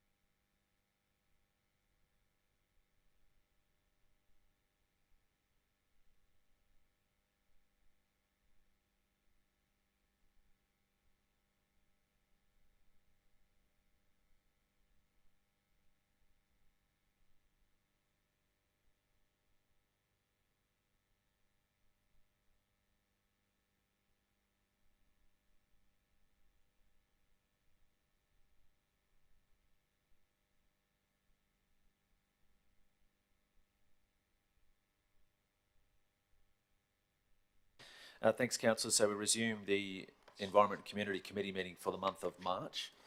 I have two items to vote on here. They are item 8. Item 8 being, item 7. Apologies, item 7. So the incoming sponsorship of Toowoomba Carnival of Flowers events.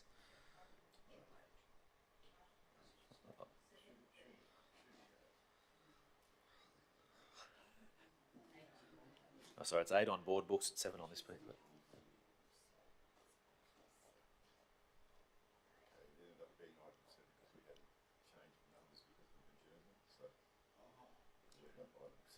Okay, so it is item 7. Clarification. Item 7, the incoming sponsorship of Toowoomba Carnival of Flowers events 2023. So the recommendation is, before you do have a move by Councillor McMahon, seconded by Councillor Summerfield, and I wish to go into debate. All those in favour? It's carried. And then item 8 is the request for sponsorship Lunar Light Journey installation. Do I have moved by Councillor McMahon, seconded by Councillor Melissa Taylor, and wish to go into debate? Those in favour? It's carried. Thank you, Councillor. That does conclude the Environment and Community Committee meeting for the month of March. So we will break for lunch. What time will we recommence? So 1:15. Is everyone comfortable with that?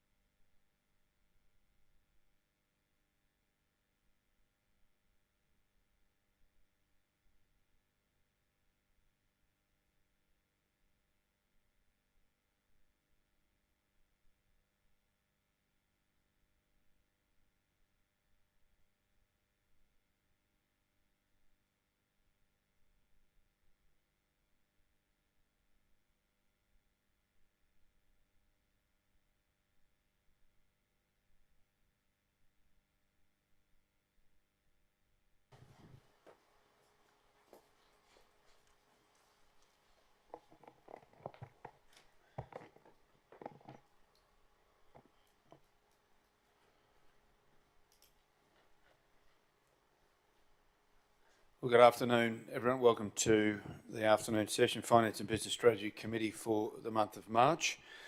Welcome to the Mayor, Councillors, Councillor Shine as Portfolio Lead of this committee, this group as well. This meeting is open to the public and we thank all of those in the gallery for being here this afternoon and will also be live streamed.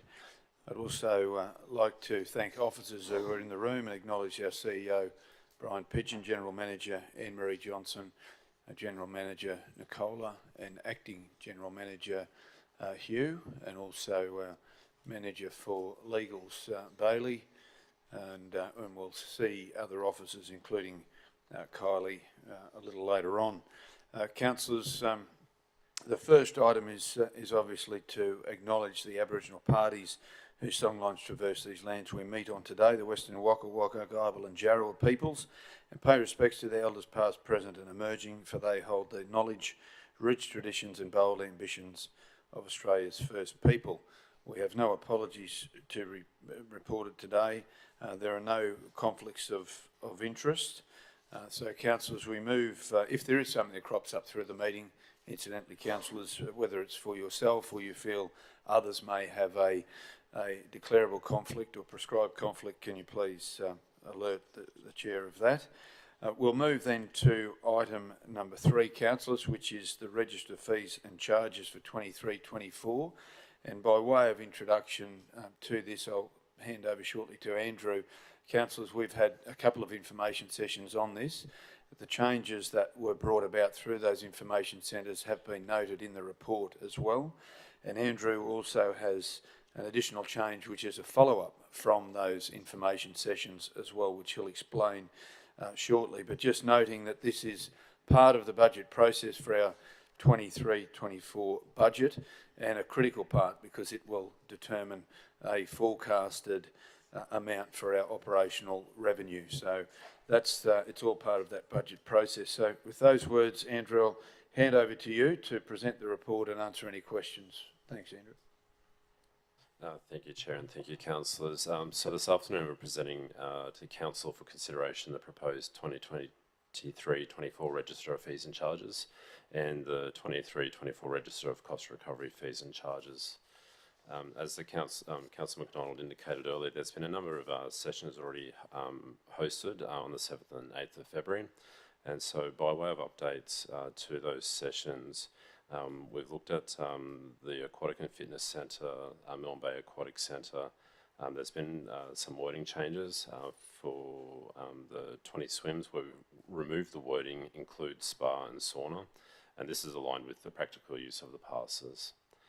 Additionally to that, a number of companion card holders, additional new fees that have been proposed for the Aquatic Fitness Centre for Milne Bay, other pools, as well as a Highfields Cultural Centre, and that's based on some feedback that council has received.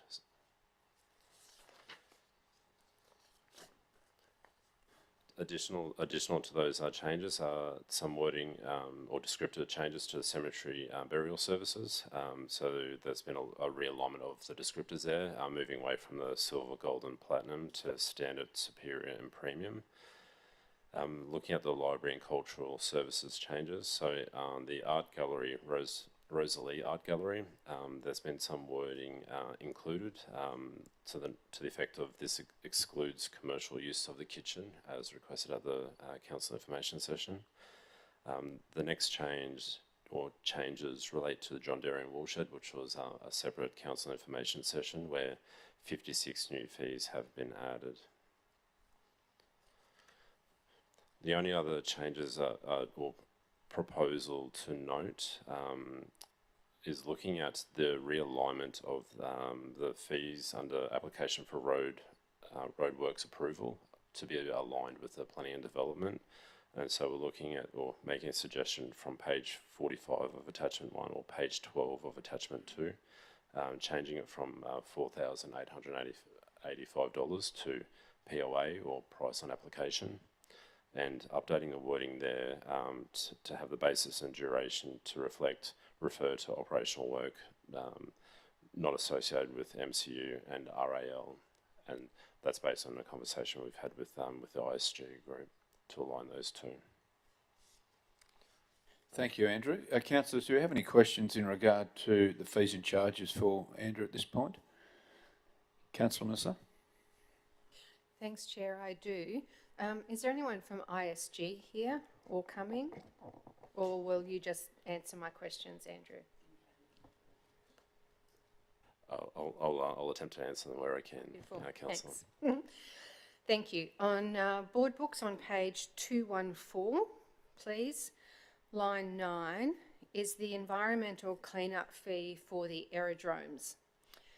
So I note that this is actually a cost recovery fee, and I actually would like a review performed on this fee, because looking at it, I wonder whether the $93 per hour and the $154 per hour after hours sufficiently cover the full costs.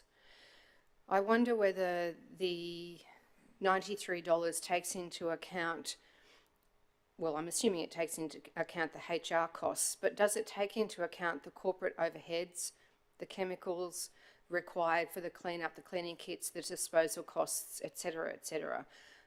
I note that there has been, through chairmanship of the TRAC, which is the Toowoomba Regional Aerodrome Advisory Committee, that this has become more and more of an issue, with the aerodrome not even being contacted when spills are occurring.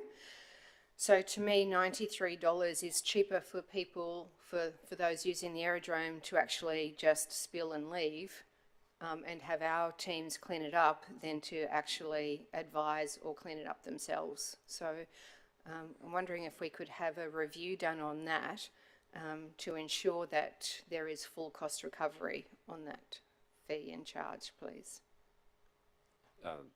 Through you, Chair, yeah, I'm happy to take that on notice, if I may, Councillor, to investigate a bit further as to what's inclusive of the $93 and bring that back to Council. That'd be great. Thank you. That's true. We might get an answer between now and next week as well, which would be useful. Councillor Melissa? I do have another one, if I may, please. On page 216, again, number 9, I note that we have an increase in the on-street parking. So the on-street parking is predominantly the parking in Margaret Street and Ruthven Street. I note that it says that we do a fee review on the on-street parking every 2 years, and that this increase of 5.03%, I think it was, if you give me one moment, 5.3% increase from current to the $2 per hour charge for 2023-2024 financial year. I actually was wondering if we can look at that as well, because I note that actually it says that the time limit is signed and it's 30 minutes free for on-street paid parking spaces. I believe before the smart parking new system came into play, that particular area of the CBD was 1 hour free parking. And I note that in narration, it says that there has been no increase in the parking fees for the 2-year period. I actually would like to investigate that a little bit more, because I believe by cutting the hour free down to 30 minutes free and then paid from there on in, that essentially is actually an increase in parking fees. So I think for the 2023-2024 financial year, I actually would like a review done on the on-street parking and propose a no increase for this coming financial year, because there already has been an increase.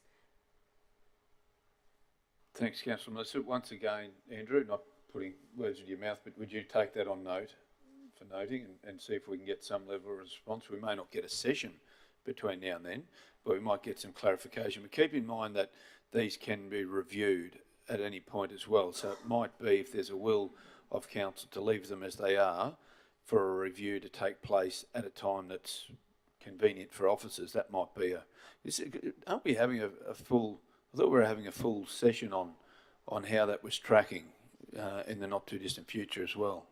Maybe it's later on this calendar year. Not that I've been advised. Okay. Andrew, do you want to add anything further? Yeah, no, I'll happily take that on notice, councillor, but also to try to better understand as to how the 30 minutes has been previously applied, or if it was the hour, and which one of those parking limits it applied to. So, thank you. Yes, the 30-minute free came into play when the new smart parking meters came in or were implemented. So it went from an hour free to only 30 minutes free. So therefore it's really, people are now paying 95 cents for that first hour, whereas it was nothing or free before that. Yeah, thanks. So, Andrew, you're right to work through that. So yeah, thank you. We may get enough information between now and next week circulated via email, and we could revisit at that point. Anything else, Councillor Melissa? Councillor Nancy? So simply on that, really, I think we'd have to be careful not to give the officers too much work unless we get a view around the table, to be honest, because we all know that our parking is quite cheap. Certainly by comparison to Brisbane, that our parking is quite cheap. So I'm just flagging that if it's going to mean a lot of additional work for our staff, we need to have a view of the table rather than make the staff do all the work and then still land back at this anyway, I guess.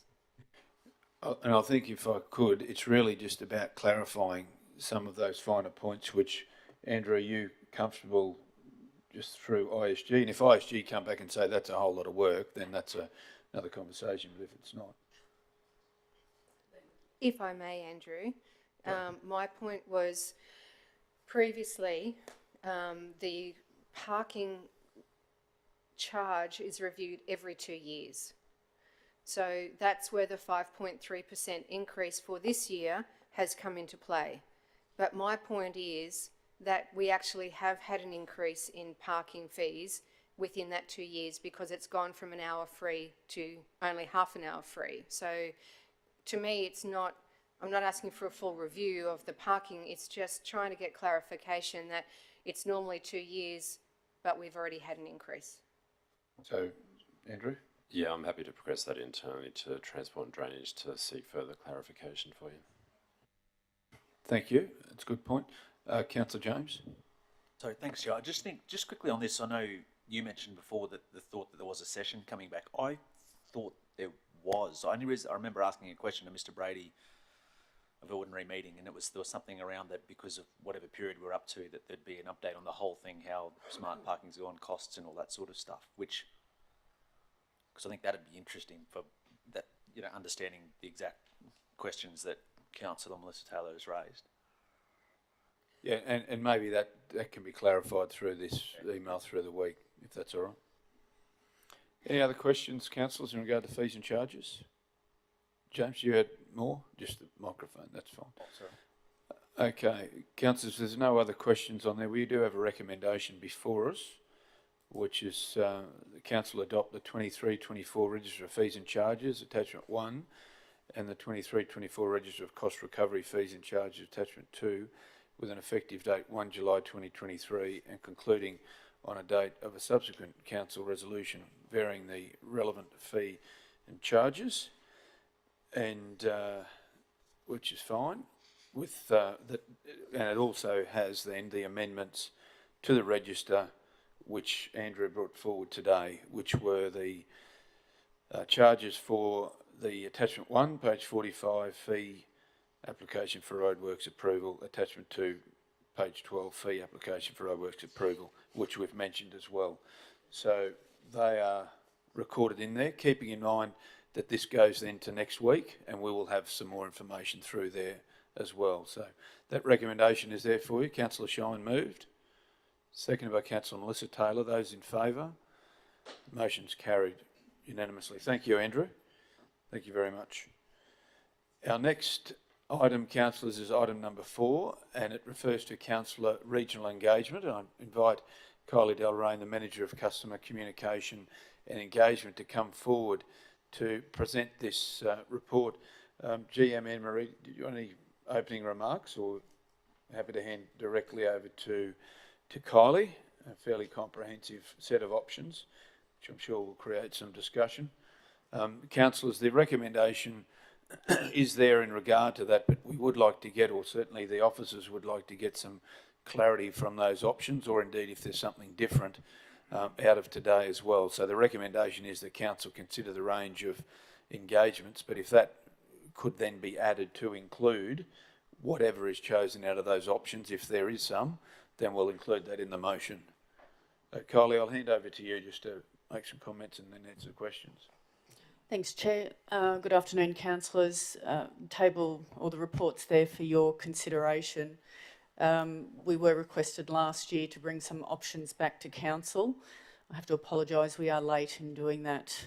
Information session was held with you in November for you to discuss what it was that you were seeking to achieve with regional engagement, and from that we've developed a series of options for your consideration. So really today is discussion. Happy to answer any questions. Daryl, I think, will be attending at some point in case there are any questions around the current Friday visit model, but happy to take any questions or advice as required. Kylie, just given the list, and there's, what is it, 2, 5, 6 items there, did you want to just go through each of those for councillors just to give an officer professional opinion on those? I know you've put the pros and cons on each. Yes. Do you want to just spend a little bit of time going through those for us? Useful. Councillors, the overarching premise, I guess, with this report and the options is that you indicated at the information session that you're after quality engagement with the community. We were asked to include an ordinary meeting as an option. So we've tried to build in some engagement around the ordinary meeting. That's the first option in the report. The ordinary meeting itself, in its current format, if we look around today, doesn't lend itself really to community engagement in the way that it operates, perhaps the way that you would like the engagement to operate. So that one we've just included an event, could be any time during that day, associated with that ordinary meeting operating out in community. It is probably, I'd say that and the community meeting, in terms of resourcing and administration, they're probably the two most labour intensive perhaps, or most impact on financial resources, because if we're to replicate what you've got in this room for an ordinary meeting somewhere else, it's the live streaming, it's the microphones, it's all of the technical capability we need. It's doable, we think. Talking to ICT, that's certainly doable, but it would require a little bit more uplift. Certainly staff attendance probably in those sorts of forums as well. So that's the ordinary meeting option.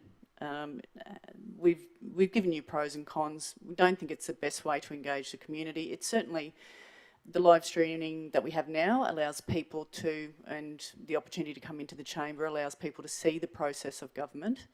I'm not sure whether taking that one regionally is your best bet, but it's there as an option. The current model, the regional visits, the Friday visits, there's Daryl, good timing. We've provided 3 options because we've recognised, and I'm talking on behalf of CDFT here when I say we, but we recognise that different councillors, when they're doing those Friday visits, like to do them a little bit differently. So within that Friday visit model, which you've currently got now, there are three options. Do you want to talk to the Friday visits, Daryl? Welcome, Daryl. Yes, sorry, councillors. You're right, no problem. Get your breath. Sorry. You're okay. Fees and charges went quicker than I thought. Yeah, I suppose from my perspective in coming up with a bit of a list, and a lot of the feedback was also from community as well, around that different levels of the communities you would go to, what they were after around it, but also the styles and what the councillors like as well, or preferred models around it. So really offering some flexibility around how it's delivered, where it's delivered, and the communities you're in, where some of those walk and talk at, say, Crow's Nest work really well, but some of the smaller communities where we're not getting the activation sometimes around it, there's no other options that we can follow as well. So Daryl, we're just working through each of them and noting who the lead branch is on each. You'll probably share that a little bit. Yeah, Councillor Jeff, whichever option we choose will have to be a collaborative effort, I think, across CDFT, CCE, governance, potentially as well. So that's certainly the model we're looking at. The next option, which is on page 383 of board books, is the community barbecue. And this is really focused on a sort of informal, community-driven approach to community engagement, so an opportunity for us to activate local sites, and also encourage community to come along to meet councillors and to talk about those issues that matter the most. So that's certainly been proposed, and Daryl might tell you that that's probably one of his preferred options. And I think from my perspective, or from the community's perspective for it, councillors, and I think it really came out of the council information session too, sorry, I'll lean a bit closer, was really about that really engaging with the community, the activation around that community side, at a local hall, a venue, but the local catering from that side. So community driven in terms of some of the information for councillors, but an opportunity to meet on site with those community members around some issues that are pertinent to them at that time. So, I think sometimes within it, it was important to note that during the week, sometimes for the Friday afternoons, weekends become problematic. Same for community as councillors, but during the week. But each community we would go to, if this was a preferred model, we'd work with them about making the right time, because there's certain things that happen in those communities that we only find out when we ask those questions around the right timing. Thanks, Daryl. We've got a couple of questions. I probably could have gone to questions after each one, I guess, but we'll start now with Councillor McMahon and then Councillor Carol Taylor. Thanks, Chair. Thanks, guys. Great report. Just wanted to pick up on the regional visits idea. So we were Crow's Nest a couple of weeks ago for the Chamber district meeting. Had about 5 councillors there, and then after that, the idea was that we'd go to regional rotation across the road in the park. Great idea. And then the Chamber guys wanted to have me for lunch, and I was torn, which one do I go to? Ended up being, I went to lunch, felt terrible about it, and there was, I think, 3 or 4 councillors, 3 councillors and 2 council staff in the park for several hours, and not a single person came to regional visit. So it made me feel a bit better about my lunch idea, but I don't know, I just think looking at the costs there, you've got about $2,000 worth of the 20 hours of putting that all together. 3 councillors and 2 staff sitting in a park for 4 hours and no one, or not 4 hours, 2 hours and no one shows up. So I thought to myself, why is that? And probably it was 11 a.m.-ish, I think, when most people are at work. If you're like me and you've got small children, they'd be at home for probably midday naps or lunch or kind of that kind of stuff. Do we look at the time of day we're putting these on to maximise community attending? Because that's about the 3rd one I've had recently, and I haven't got any attendance. Councillors, I think Daryl can talk to the Friday visits and the timing within community, but I think if we are to embark on anything new, we'd certainly want to make sure it's going to suit the requirements of the community, that people are actually able to attend. So I think Daryl's talking about midweek kind of events are good for a lot of the smaller communities because of the sporting obligations, family obligations on weekends, things like that. But in terms of the Friday visits. And Councillor Tim, we definitely took learnings out. We used the opportunity to chat to the councillors present, to Councillor Nancy, Councillor Melissa, about how we do that better. It was an afternoon one. It wasn't the usual morning. It was attached to a progress, and that's not excuses around it. But I think the idea that the driver around it was the options around. So if we weren't getting, if a councillor was coming to a town and it was Crow's Nest, if we didn't have enough organisations or individuals who had booked in to attend, then we could look at the walk and talk around. We could then look at site activations, and I know there's one for Friday, I think, Councillor Bill, in terms of where you're going. So being flexible about that based on what we get and the numbers through, but also, a couple other options around A-frame signs and things to that to better promote as well. So we use that as an opportunity, I suppose, to pick the brains of the councillors present about how we do it and how we have improvements around that engagement as well. Yeah, thanks. Okay, Tim. Councillor Carroll. Thank you, Mr Chair. I do community engagement in a very different matter, and when I go to the show on Saturday at Pittsworth, I didn't leave till 5:30 and it was raining. So everything we go to in those smaller communities is an opportunity for community engagement.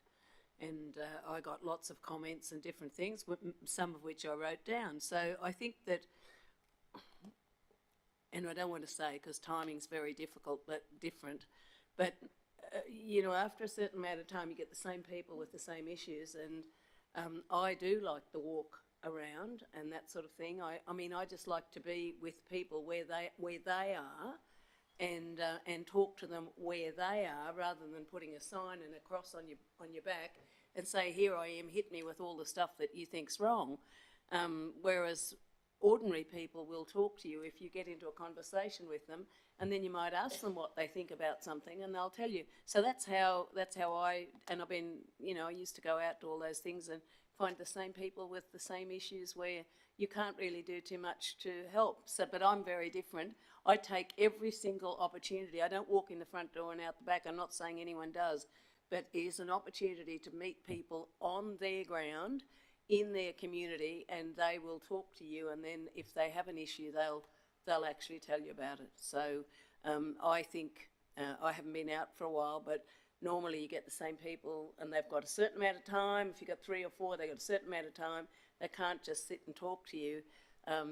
It's almost like you've got to press a button and turn it off and turn it on. So I don't know what the answer to that is. I'm not saying I do, but I think sometimes it's just about the fact that they want to see a counsellor, and I don't think that we should be worried that they're not coming to us with issues. If you're in the community, and that's where I like the walk around, go and have a cup of coffee and go and talk to people in the coffee shop. So that's my type of community consultation. Thanks, Councillor Carroll. So you're like all of us in the room, I think attend as much as we possibly can. So the last option that's been put on here is where you pretty well sit. Plus, you'd be quite happy with the walk around idea that Daryl's raised as an option for those other engagements. So we'll Councillor Antonio and then Councillor Megan. I think in the very first term of council in 2008 to 2012, there was a fair effort to put into getting out into communities, and there was a fair bit of tension those days, and some of those meetings were a bit tough. But after the 2012 election, I think some of you who are around the table will remember going to Yarraman. Deb Franklinton turned up. It was a cup of tea and a discussion, and it was one of the best meetings I've been to. I do, in similar to Carol, I try to get to those sort of places. I went to Yarraman a little while ago, and you know, there was able to be people knew I was coming, and there were a fair few people turned up. And I think it's best if you can meet them on their terms in their territory.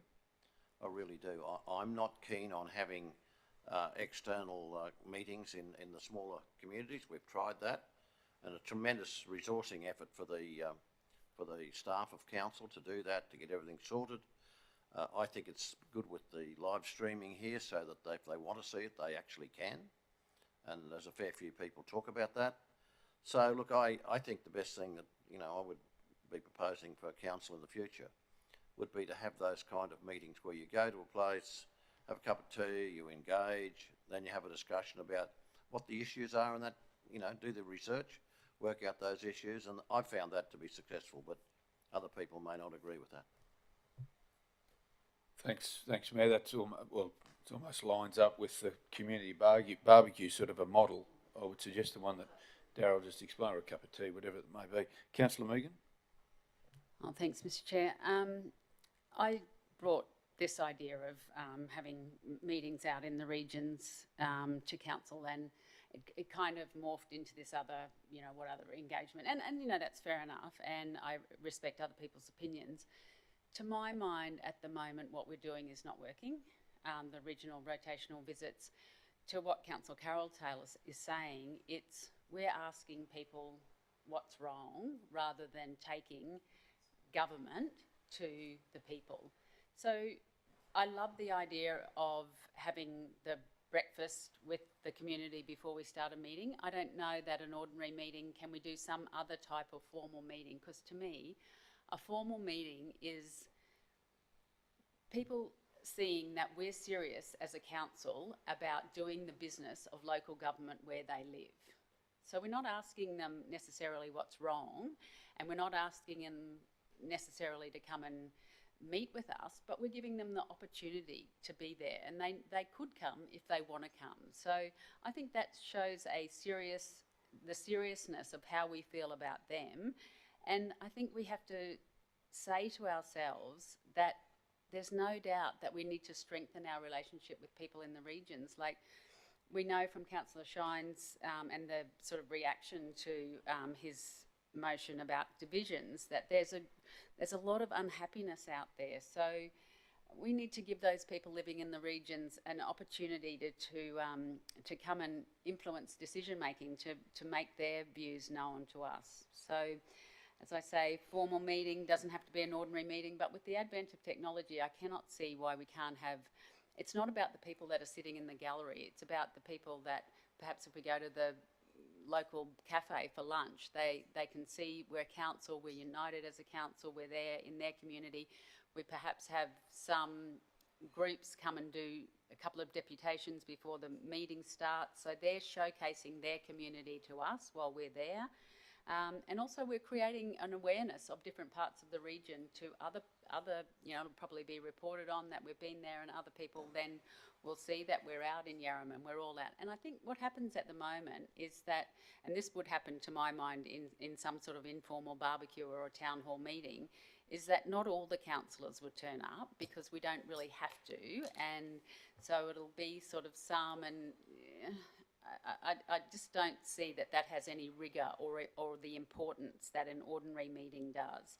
And I think at its very least, could we please trial it, have a couple of meetings and see how it goes and see the success of it. Yeah. And I guess, that I know that you used to do it, but we don't want a whole heap of staff sitting around in Millmerran all day, but with the advent of technology, they can Skype there if they have to do a presentation or whatever. We're not having the impost on staff that it perhaps had once when you did it to start with. Thanks, Councillor Megan, for your views there. We've also got to keep in mind, I guess, that we've got a lot of consultation coming up with the community which could be incorporated in those sorts of activities, whether it's the corporate plan, the planning scheme, whatever it may be.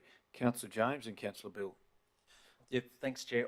My view is probably similar to Councillor Megan's in terms of I think there's the opportunity to explore a form of meeting, a formal meeting of council in some of those areas. But to take it a step back, I think one of the key questions, and it was posed to us when we looked at this, was, are we talking about council laws engagement, which, like Councillor Carroll has given an indication of what she sees as her role with engagement, and others might agree, others might have a different form of it, but is it council laws engagement with community, or is it council's engagement with the community through its councillors?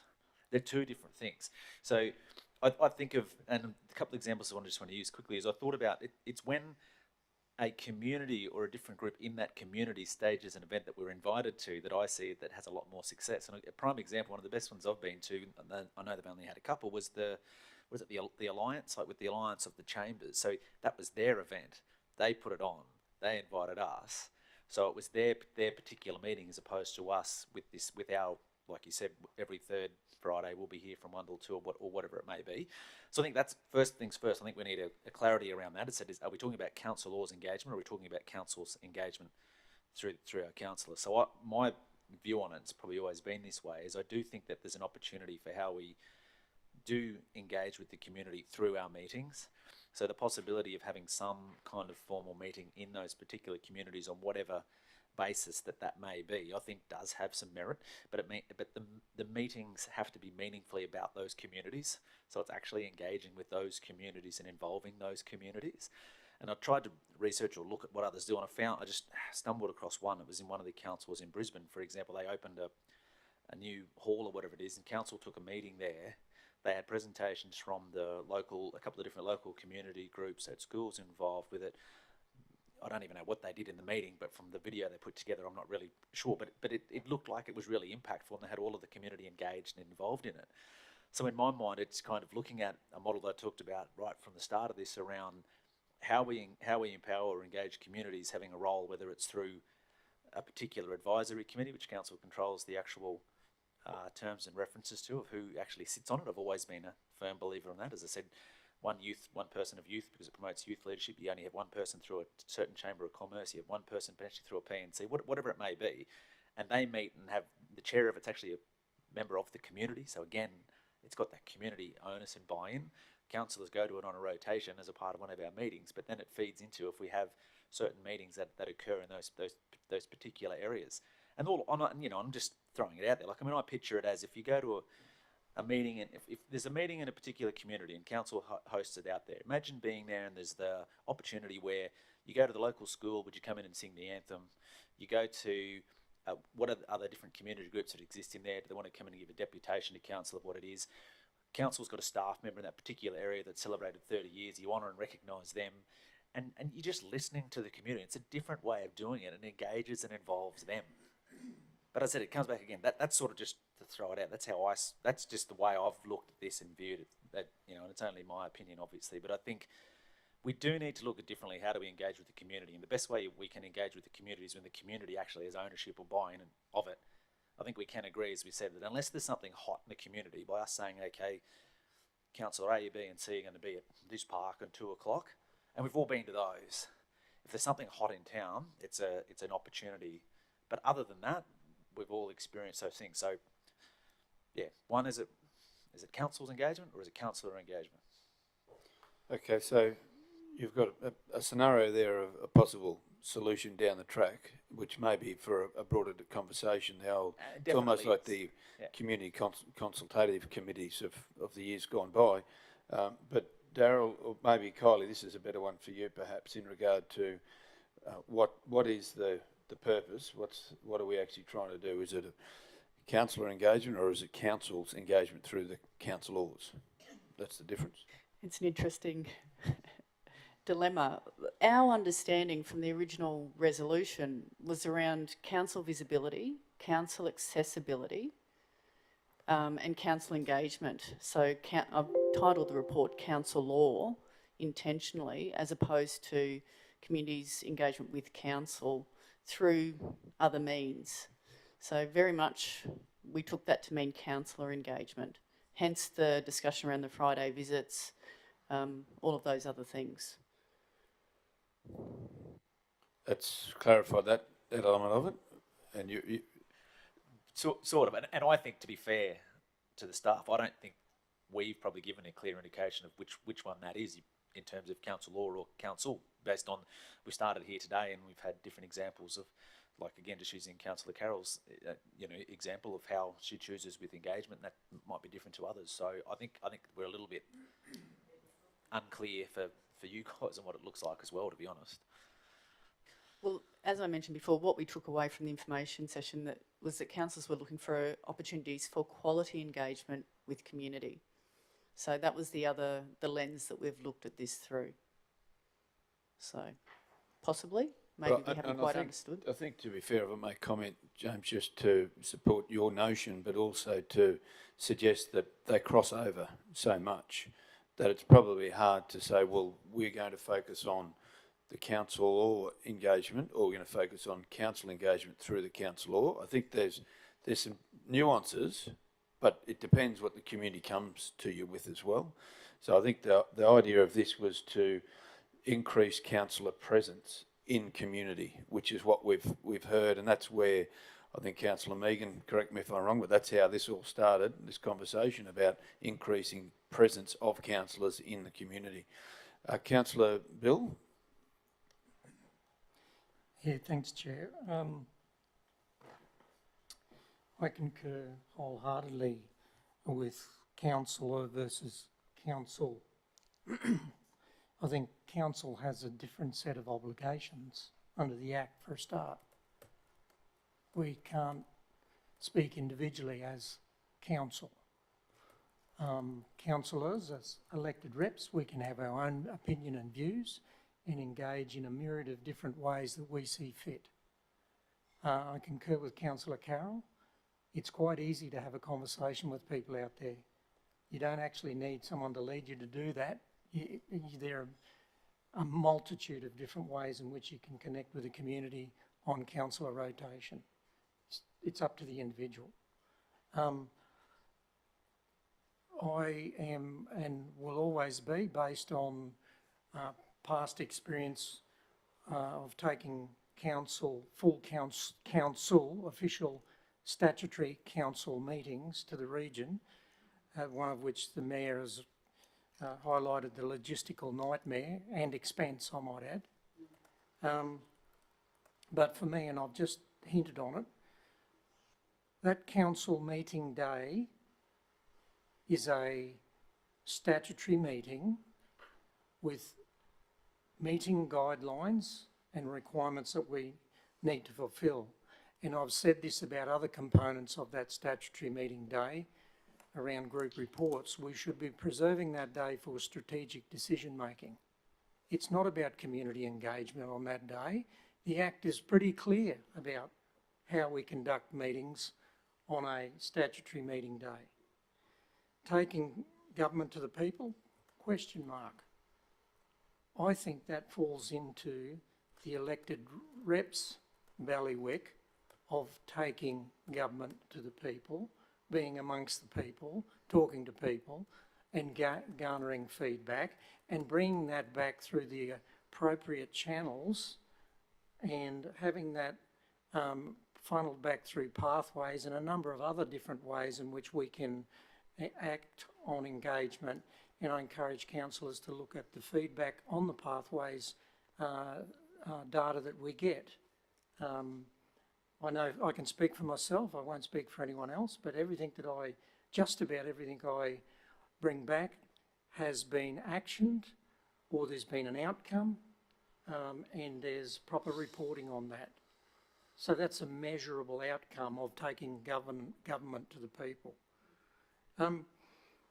Influence decision making on those on those days? I don't know about you, but I've never seen or witnessed the gallery or members of the public influencing decision making on a statutory meeting day. I'm sorry, that just does not happen. It's not permitted to happen unless the chair permits it to, which in this case is the mayor on an ordinary meeting day, statutory meeting day. And I've never seen it happen. Over the 19 years I'm involved in local government. So I think the most important thing for us not to lose sight of is the fact that we fit in with the community's events will always give us best return on our investment, if I could put it that way. And some of those things that I've experienced and been involved in has been by far the most effective way to integrate and be part of and listen, and people will, on their event day, when they're doing stuff at a show or whatever, I call them the silent majority, do actually speak to you. So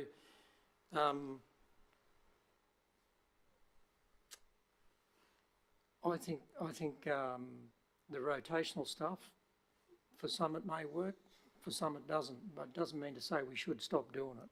I think we need to exhaust those avenues, but I am definitely not in favour of being confused about the constraints around a statutory meeting day and thinking we're going to effectively engage by running a breakfast or something. I think that's a gross waste of ratepayers' money in calling and dressing it up as consultation.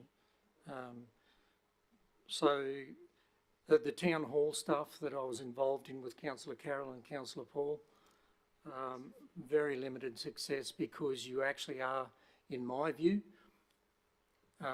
could find yourself pandering to a vocal minority because the polite people tend to stay away from those types of gatherings.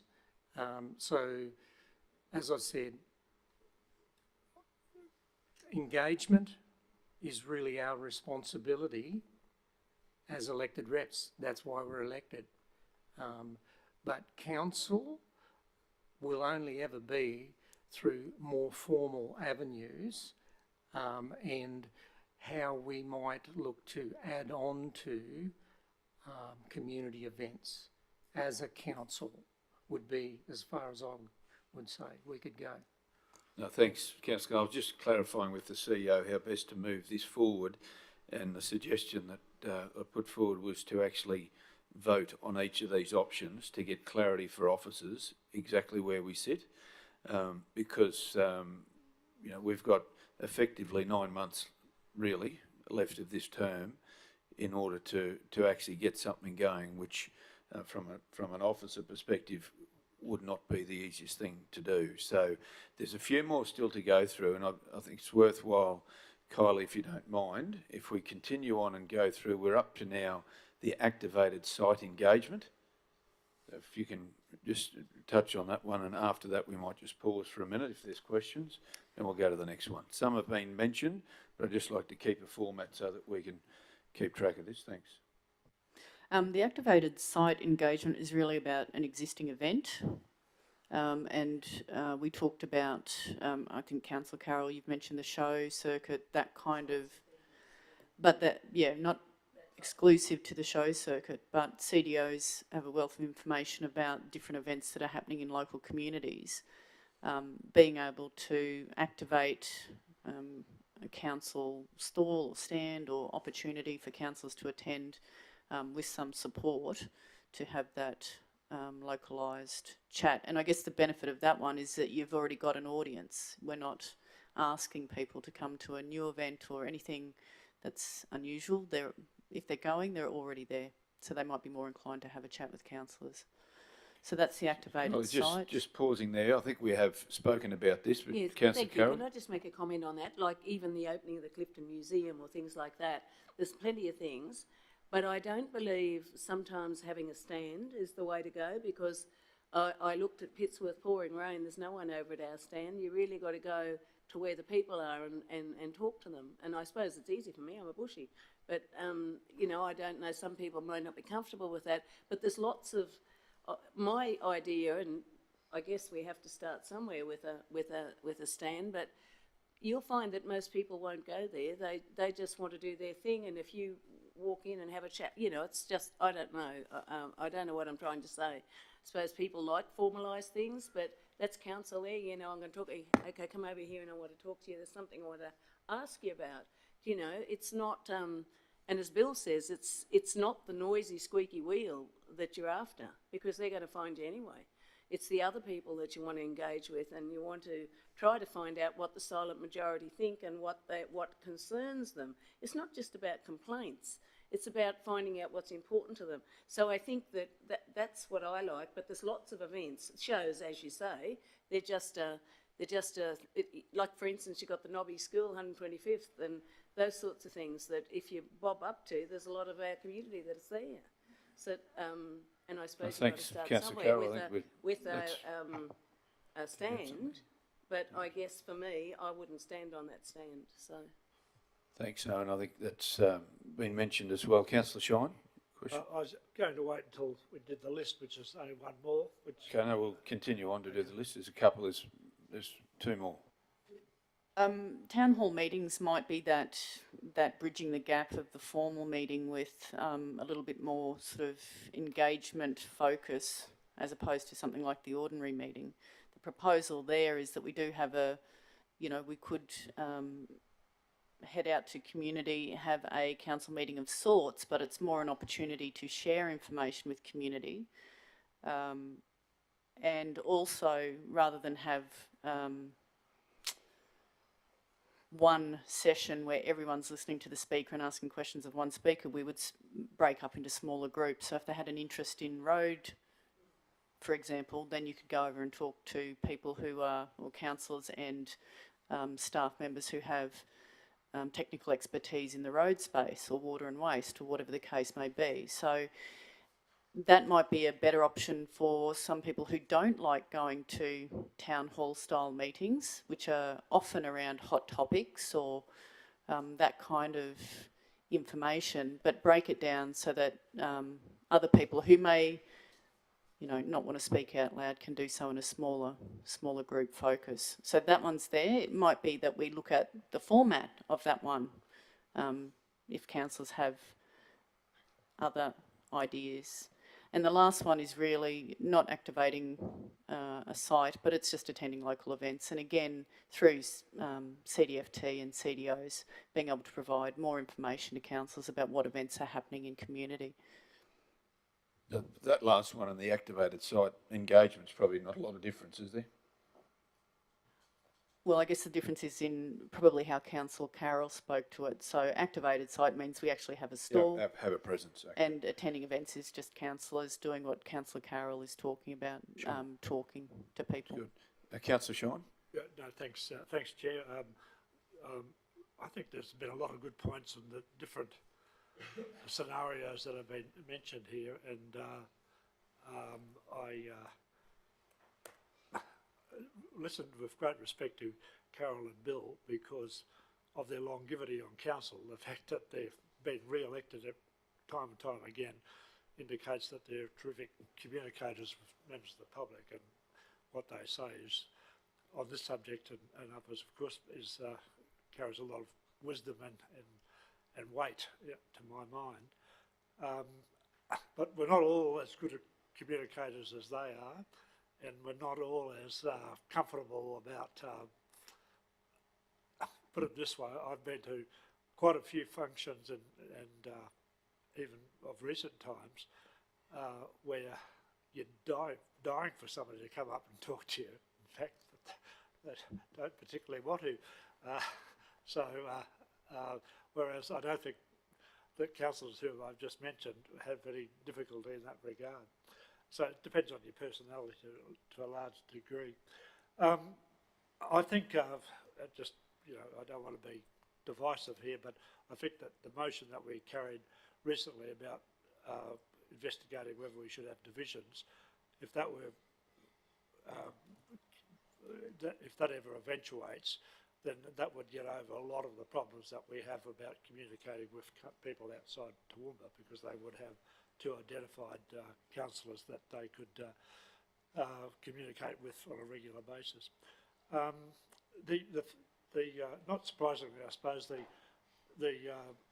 choice that I go for is not so much a town hall meeting, but based on that same concept, and that is from my experience as attending numerous community cabinets, we call them, at country areas throughout Queensland, put on by the state government. On the Sunday, they would meet the community. On the Monday morning, they would have their statutory cabinet meeting away from the public. It was private, of course. But on the Sunday afternoon, and it was Sunday for a reason, because most people, having already attended their church responsibilities, would be free, a lot of them free of sporting commitments, etc., more likely to attend. And by and large, those meetings, and I'm sure many of you here have attended those community cabinet meetings in the past, because they used to be held regularly in Toowoomba. They were very well attended. The format simply was for the councillors, say, to be on the stage. The mayor would make an address telling the community what's newsworthy in the region that's happening from a council's perspective, but particular emphasis to the area in which they were hosted that day. Then we would break off, as Kylie has mentioned, to the portfolio tables. In this case, you'd have your transport and your finance and your parks, etc. And people with particular interest in that area would, on a semi-private basis, consult with the councillor and the GM or whoever it might be. And then after that, there might be a community sausage sizzle or something of that nature. But it would get over the awkwardness that Bill described before in terms of the statutory obligations of an ordinary meeting, because it isn't an ordinary meeting, and hopefully would cut down on some of the staff requirement. They would have to give up some of their Sunday activities as well. I wouldn't have it too often. I'd have it basically might be twice a year, once in the northern part of the region, once in the southern part of the region, in the country areas, and see how it went. If it was a flop after the first one, you'd cease it. If not, then no doubt you'd welcome it to continue. Thank you. So, Councillor Shines, take that as a comment, but just a question from me to you, if you like. The one that's listed there is quite different, and I recall the Mayor, we've had some town hall meetings, Councillor Nancy will recall them early on, and some of the things that are mentioned here are quite good observations, I have to say, around the cons, which was a bit unfair for some of the people that were in the audience. So your suggestion is not to have that. It is more that community cabinet style where you might have an opening address and then you've got separate areas for each department, if you like. Yeah. You could have the question answered if you want to, but if the experiences have not been positive in the past, you might give that the flick and just go straight into the individual consultation of the individual portfolios. Sure. Councillor Carl? Yeah, look, I see merit in having attended a number of those in the past, some years ago. I see merit in that, in as much that you're not giving voice to a small number of people that set the tone and culture of the meeting. Kylie, just a bit of feedback. If it probably not, don't call it a town hall meeting, but a bit of feedback on the IAP2 spectrum. You'd want to have, as it's listed there, more than inform, because you're actually garnering information from those people that will sit at those portfolio tables, because you're actually asking them for input. So it's an engagement, not just an inform and consult, or whatever appropriate one would be on the spectrum, because otherwise we fall into the trap of just telling the story, and then the common feedback comes back, well, you fellas got this all sorted out, why did we come here? You know, so as long as we're down that path, I could see some merit in actually engaging on that level with some less requirement on the logistics of requirements for that meeting. You know, you don't have your telecast stuff, you might have an overhead presentation, yes, in a venue that's appropriate, but to a lesser degree, less onerous. Timing, I'm not so sure on a Sunday and how that works with staff, but I'm sure that could be worked through, whether it was another day or whatever. Yep. Yeah, thank you.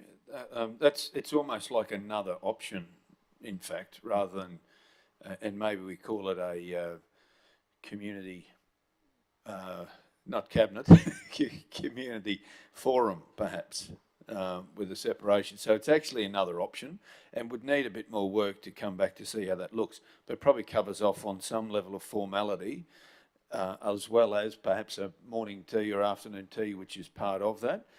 Councillor Carroll? The community cabinets that Mr. Chair, that I attended, you had to sit in a table.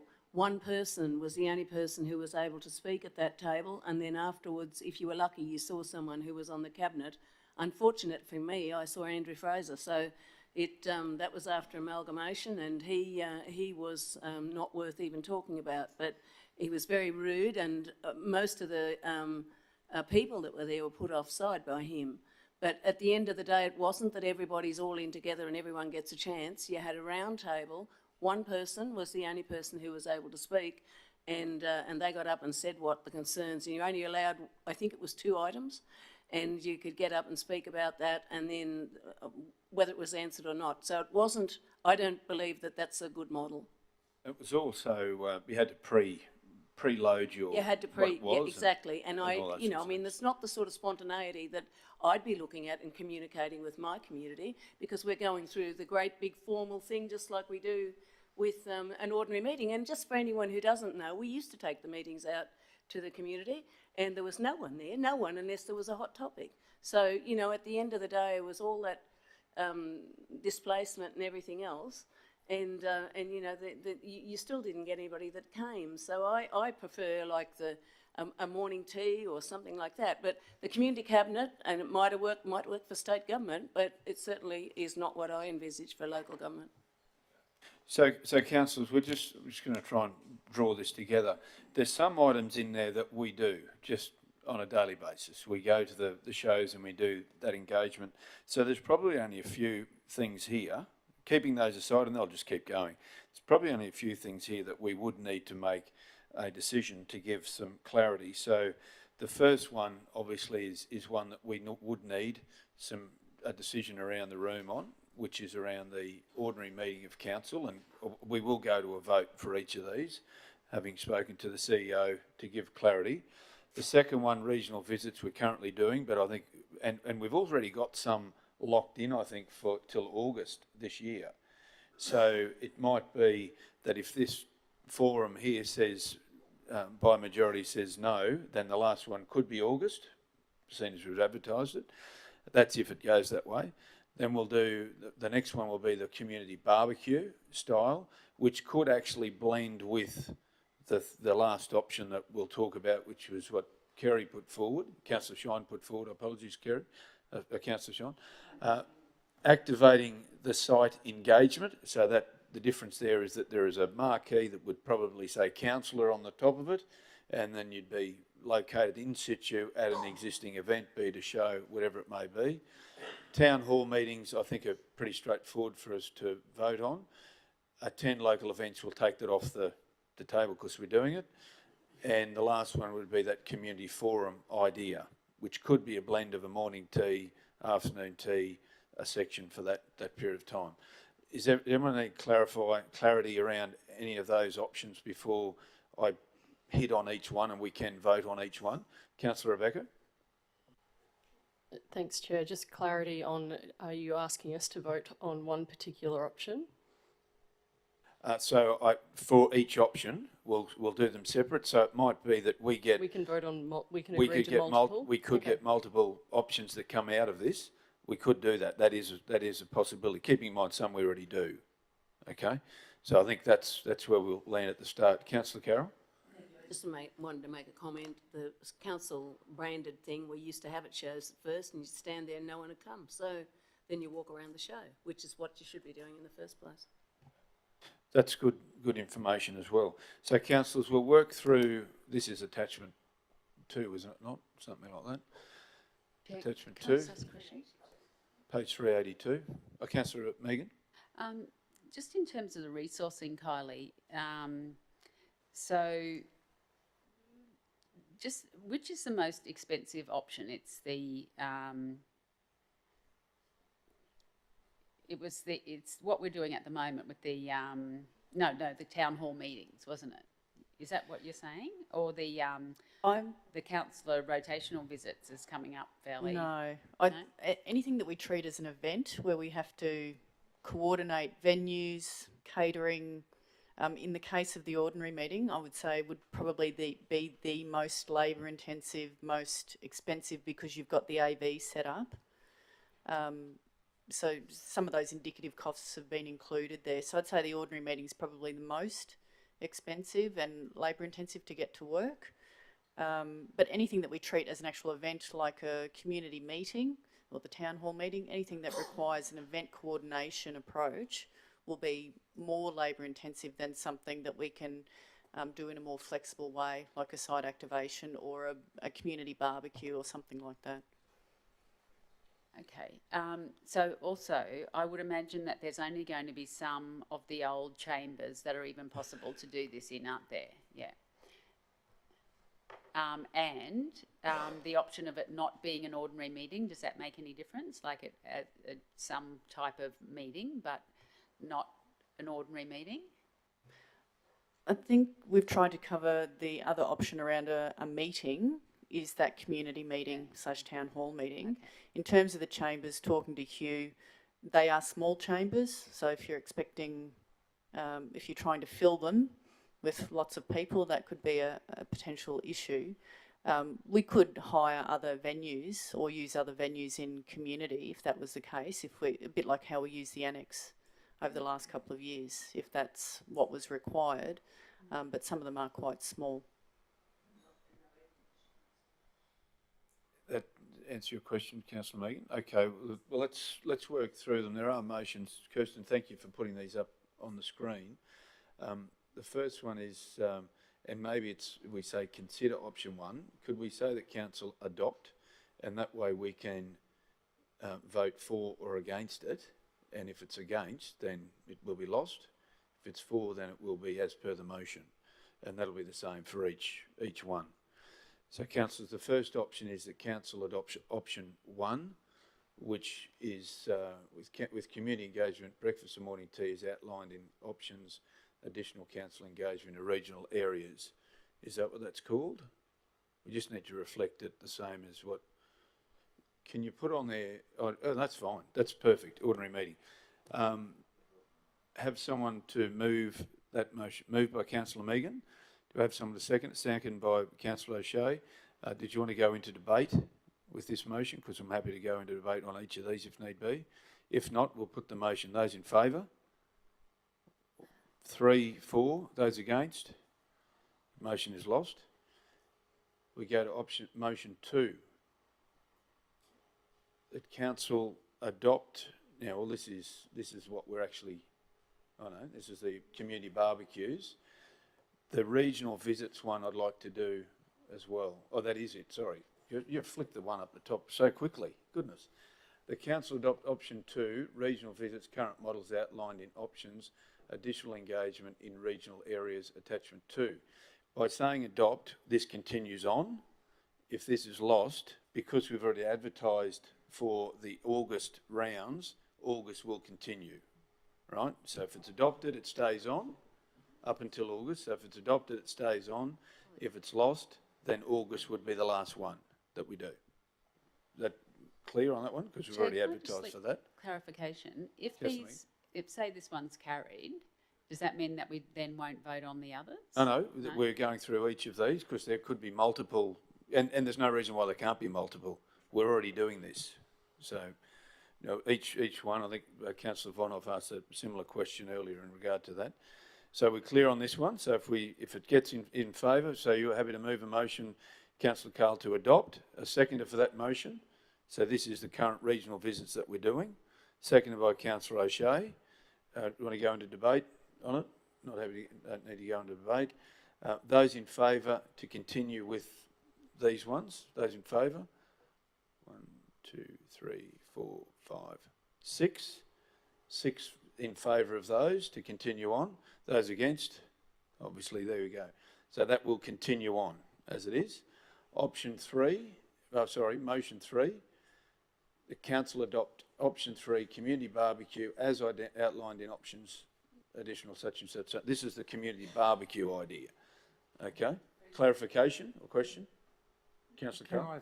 Can I flag that we, or I don't know quite how we do it here, whether it's an amendment or I flag that we combine this and Councillor Kerry's community forum stuff into one.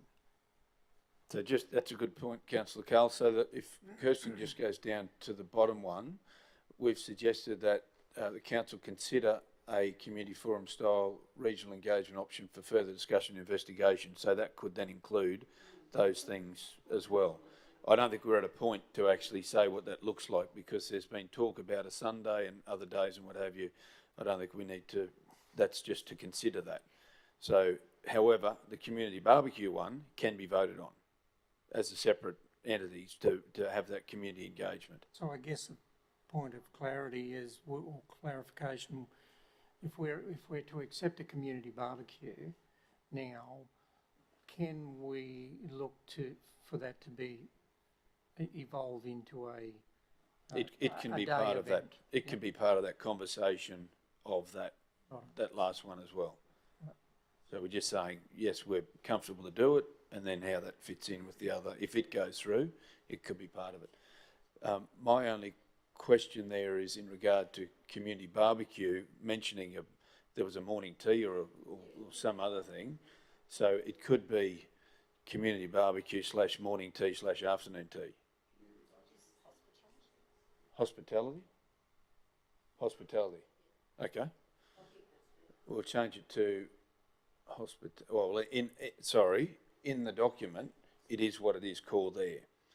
So maybe the option could be or other hospitality after community barbecue or other hospitality. Question, why can't we change this? This is committee. No, the actual paper itself, attachment 3, that's the wording from it. We can change officers' recommendations at this committee meeting? Yeah, that's what we're doing. So what I'm suggesting here is we say or other hospitality after community barbecue in that motion. No, that's not my point. My point is why can't we say maybe or something, or we're saying adopt. If we're having a community forum or something, I don't know, but my question is why can't we change something here in this committee meeting that's in this paper? Well, I think that's what we're doing. You just said we can't because the last one says consider and the others say adopt. We'll change them when we get to them to say adopt. The last one says consider because we've got to come back to understand what that actually looks like and where it fits. Because we're talking about a Sunday, which could be, double time, it could be a midweek, or it could be... Well, that's what I'm saying. So we're not at a point to adopt, but we're at a point to consider. But that'll be when we get to the motion. My question is not that though. My question is why isn't this able to be changed like any other officer's recommendations? But that's what we're doing. The recommendation from the officer, if you read the recommendation, is nothing to do with what this is. Well, if you've read the recommendation, you'll note we're doing absolutely nothing that the recommendation says. Okay, motion 3 is there before you, councillors. So someone like to move that option as a barbecue, etc. Councillor Antonio, Councillor Melissa Taylor. Anyone want to go into discussion? Those in favour of that motion? That's unanimous, that one. It's a fair indication, Kylie. Okay, thank you, Kirsten. So we're up to motion 4. That's right. Option 4 is this activated site engagement, which includes a marquee or whatever, a space allotted to councillors to be at for community come to that particular area in an event, separate to the other one, which was actually attend an event and wander around. So option 4 is there for us to decide. Option 4, activated site engagement.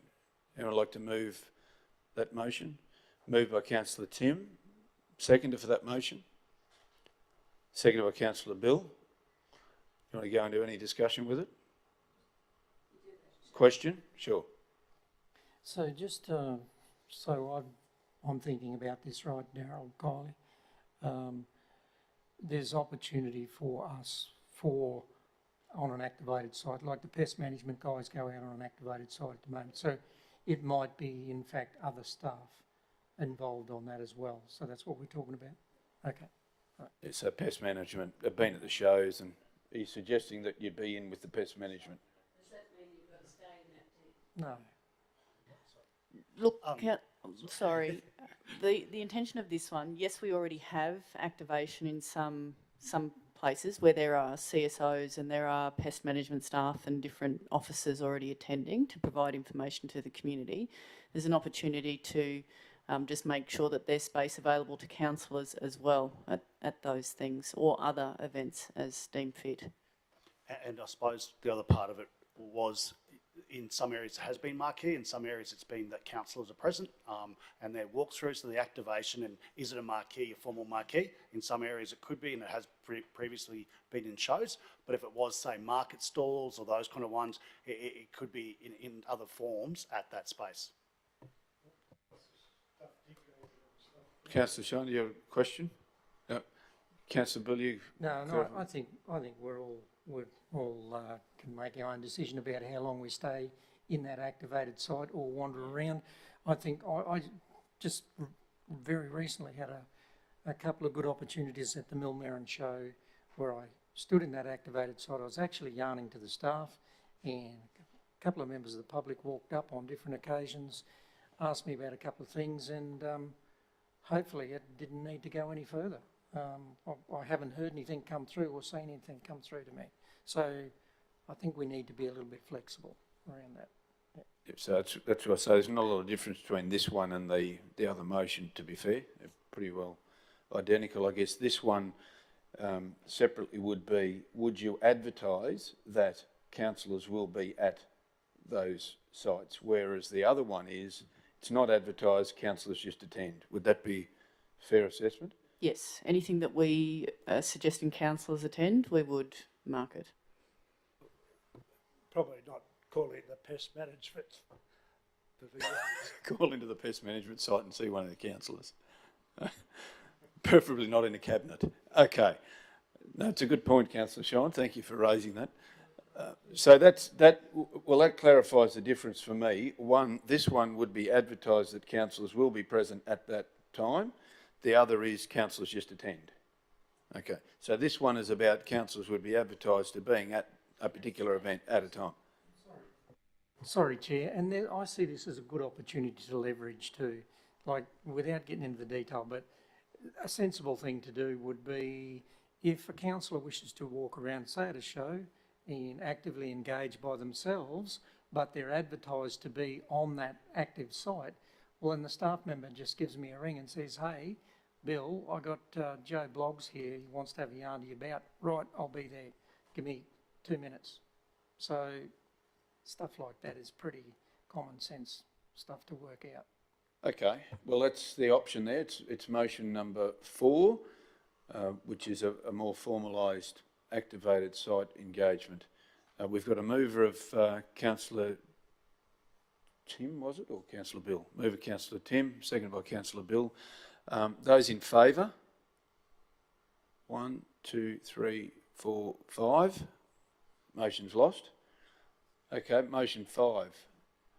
Motion 5 is that council adopt town hall meetings as outlined in options, additional councillor engagement in regional areas.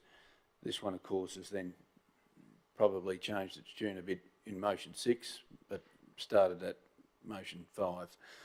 So councillors, there's a motion there before you around town hall meetings. Someone got to move. Question, Councillor Carl? I just wonder whether we missed some important information here, but you know, I think Councillor Paul will be acutely aware of some of the things where it talks about preparation of council staff trends, local spend. We went to great lengths to tell communities about what was being spent in their area, but it didn't seem to make much traction in my recollection. So I'm just wondering whether we're throwing the baby out with the bathwater here, because there are some good things around what Councillor Kerry's mentioned here about, you know, separate topic tables, portfolio tables, whatever you want to. We'll deal with this one first, but I agree, and then the next one down is the other one that you've spoken about. So we'll deal with this one first. We've got a mover for the town hall style meetings. No mover for the town hall style meetings. If there's not, that motion is lost. And we move to motion 6, which is the council consider a forum style regional engagement option with further discussion and investigation required. And I apologise, Kylie, but this is something new to the table that I think does need a little bit of work on, given that we've approved unanimously around a community barbecue / hospitality, whatever it might be, and there may be a combination of both. If you'd like to make a comment. The question would be, is it worth our while trying to present another option for the ordinary meeting next Tuesday? If you can do that. Based on that. If you can do that between now and next Tuesday, that's perfect. We'll have a go. Righto. So, well, let's just put this motion now, so that moved by Councillor Kerry, Councillor Rebecca second. Those in favour? That's unanimous. Councillors, thank you for that. Kylie, you're clear on that. We've worked through them as best we can. Thank you, councillors. That's been a great discussion, and don't think it'll be the last time we discuss it at some point as well. Councillors, we move now to item number 5, which is the best practice standing orders for local government and standing committee meetings. Thank you, Daryl. Thank you, Kylie. And I invite Bailey Garcher to come forward, the Manager of Governance and Legal Services, to present this report and also to answer any questions as they may come forward. Thank you, Bailey. Welcome to you.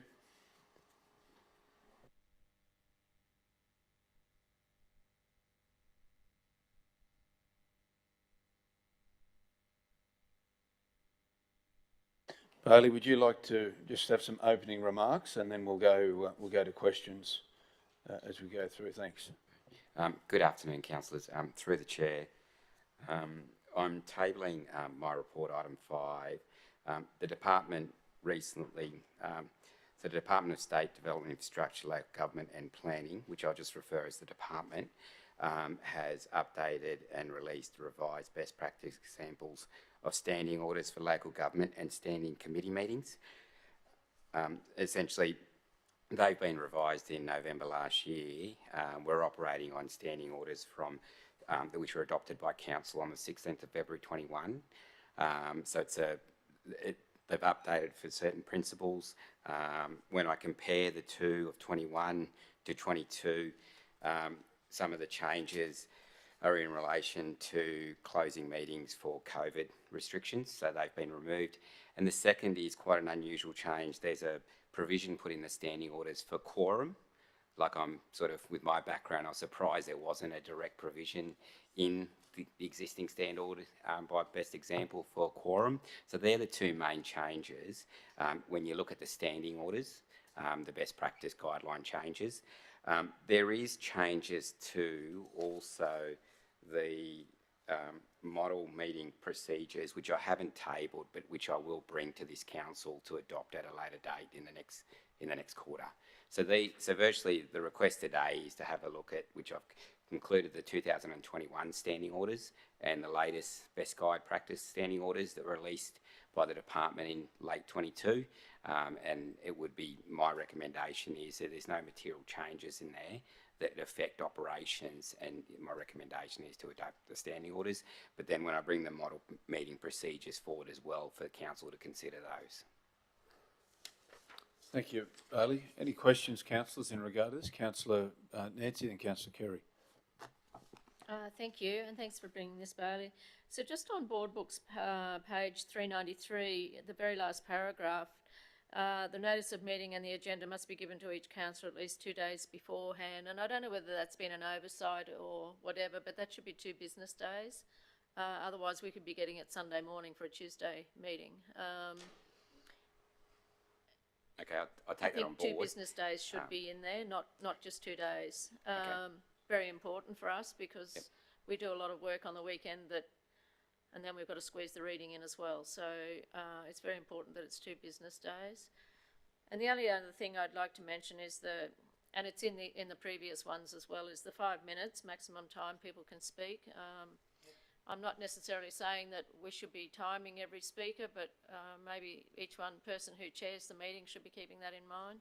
Thanks. Yeah, it's a good point, Councillor Nancy. That, just in regard to the first query there, Bailey, that Councillor Summerfield had, these are the actual standing orders from the Queensland Government, aren't they? Of which we can't change. But if there was clarification around those 2 working days, then we could include that in the motion if we wanted to clarify that. That's correct, as long as we don't do anything inconsistent with the standing orders or the model meeting procedures. For example, inconsistency would be reducing that time frame.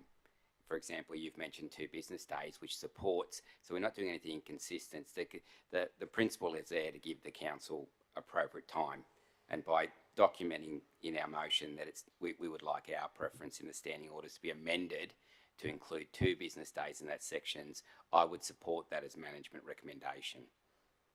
So I think that could be added within this recommendation as well. So between now and next week's ordinary meeting, it would be to go and have a look at that option and provide some advice.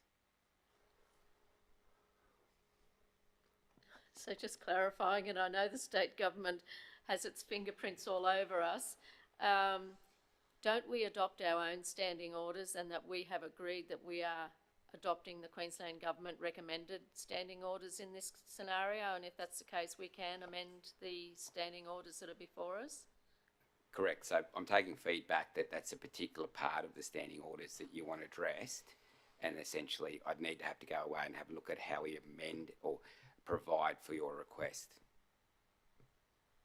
Yeah, my take on it, for what it's worth, is that we could simply put in in the recommendation that it's 2 working days or 2 business days prior. So you could actually do that. And that's what I'm saying I'm supporting as management recommendation. I'm just need to go away and have a look at the best way to draft that in with the motion. Yeah, Okay. so at the end of the day, you need to amend this document. Otherwise, because the recommendation or the motion that's endorsed isn't attached to this when it's filtered around, the amendment has to occur within the document at the end of the day, and that could be next Tuesday or whenever it may be. But these are the standing orders that this Toowoomba Regional Council is adopting, and to the best of my knowledge, we are entitled to amend it to reflect the needs of our council if, particularly in this case, the Queensland Government has overlooked. I'm sure they realise it needs to be 2 business days. It's just been overlooked. Just putting it out there. It can't just be in the recommendation. This is the document we will live by, not the document and the recommendation. It'll be this document. So by next Tuesday, we'll need to know whether we can actually... No, that's fine, and Bailey will do that. What I'm suggesting is that is the Queensland Government document. So we would have to have our own document in which to change it. We don't. So if we want to make the adjustment here, we need to put in the recommendation that we're adopting that with the change of 2 working days.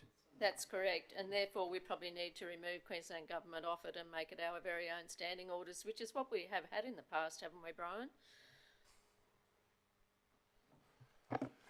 It was only in recent years that the state government provided best practice standing orders to try to get some consistency across local governments, because they were seeking guidance to try to get it consistent, and by its very name, best practice is what the state believes is best practice.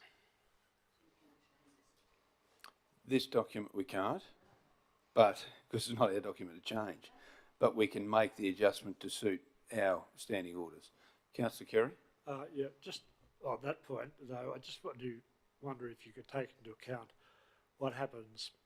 At the moment, we get our material on a Friday afternoon for a Tuesday meeting. What happens on a long weekend, public holiday on the Monday? It's not a working day, so just take that into account as well. My question, though, is just a simple one. Under issues and responses, it refers to the ability to attend by audio or audio-visual link. Does that apply to information sessions as well as statutory meetings? I wonder. Local Government Regulation 2012, it refers to issues and responses. So the CEO can answer that. It's not a formal meeting recognised through the Local Government Act, information session, so you can conduct those how you see fit. You don't need, if council wished to do that, they could do that. Oh, does it has to be a resolution of council, or No. just a councillor? No.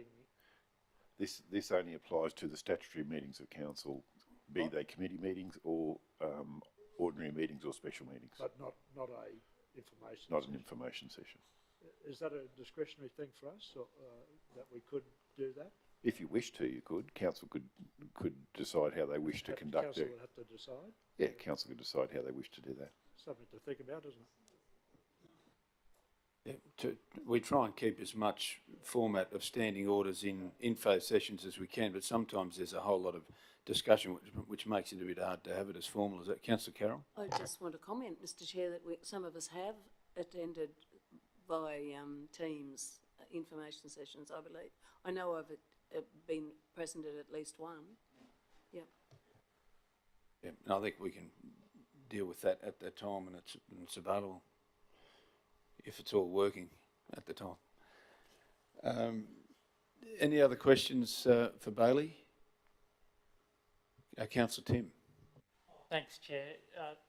Actually, I don't even know if it's for Bailey, but I just wanted to pick up on the idea Councillor Summerfield raised it. The 5 minutes is something that I think is an interesting inclusion that may not have been necessarily followed in the past. I know with other councils that I've watched, they have a, no, I'm certainly not picking on anyone, Chair. Retract that if they thought I was.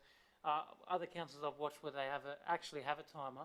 If you go to 5 minutes, the chair will stop you and then take a vote if they are allowed to continue talking. I'd be in favour of a system here, and I'm not saying we need to time everyone that speaks. Certainly something I'd like to bring in the future. It is a question to Bailey around 22, when we're talking about questions in exactly what we're doing now. We often do comments rather than questions, and I note it's not something that's directly addressed in the best practice. Yet and I'm not saying, again, please don't think I'm saying this wrongly or criticising anyone's actions, that we tend to do a fair bit of time with comments. Are comments something that are even allowed, or can you just tell me the role, as you know it, that they play in a meeting such as this? Okay, so essentially there's no prohibition in the standing orders against making comments. That's sort of saying that you're not prohibited to do so. So essentially, obviously, the provision allows for the question, the type of questioning and process. So there's, unless you put in your standing orders that you're prohibited from making comments, then essentially they're permissible. I just always wanted to know that clarification. Thanks, Bailey. I appreciate it. It really comes down to the discretion of the chair, which, when you read through the standing orders, a lot of it is through that. Councillor Megan, before I go to you, unless it might be on the same subject about timing, is it the 5 minute? It is. Well, I'll go to you. I'm going to take my 5 minutes now too. No, I thought this new facility that we had, Kirsten had some sort of timer on it. We might be able to take that on notice, eh? So Kirsten is liaising with the CEO, suggesting that there may be the capacity to do that. So perhaps between now and next week, GM, perhaps between now and next week we might get some clarification around that, if we can put it up on the screen, if that's all right. So we're getting clarification between now and next week, if that's all right. And just to follow up from that, I thought too there was going to be some facility where your votes were recorded, where... That's the same facility that allows the 5 minutes timing. Yeah. So it's an extra capability module within the capability of the Resolve, the new system that we've got in place, which we haven't activated at this point in time. But it is, the capability is there if we wish to do that. Continue. If that's it. Or? Well, sorry, Chair. So are we going to be having a look at introducing that then, CEO?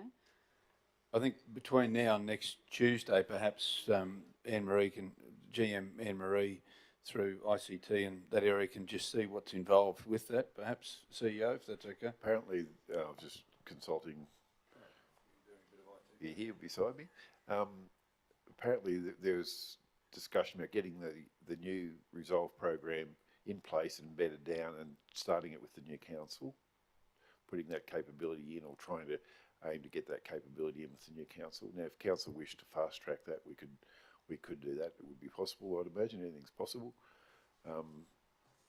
It's whether you actually want to go into that extent with the Resolve and the capabilities of it and activating those capabilities within that program.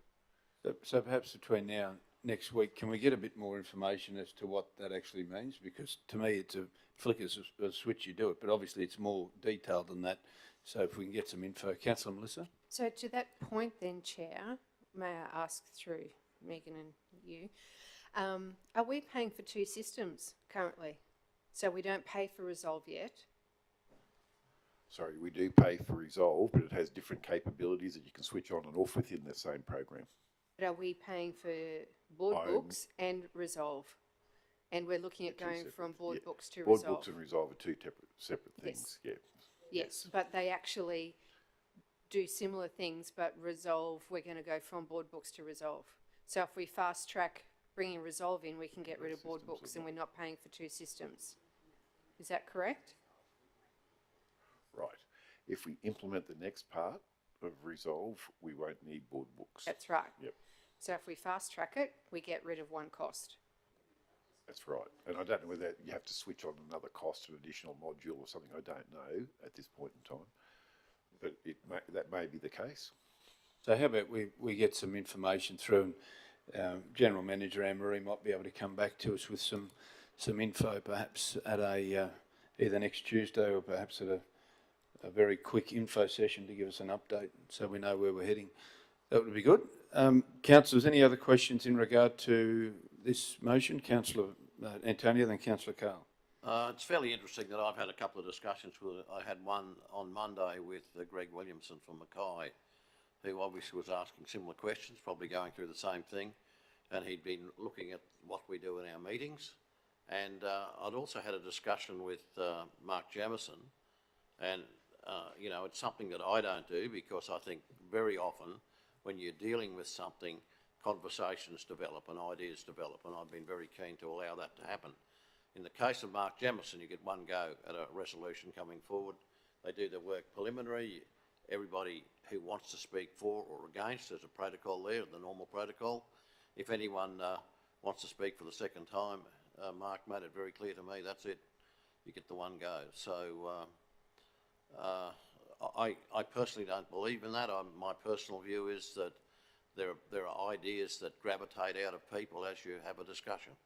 I think it's important to be able to continue if you need to. And I think that would be the discretion of the chair, but the chair doesn't preclude that from happening in the standing orders. It just is a guide. Councillor Bill? Maybe if I can finish, maybe timing would be okay. It would encourage us to sort of make sure we got what we were saying in a concise form. But in saying that, I think it's important that people get their ideas out as they develop in a meeting very often.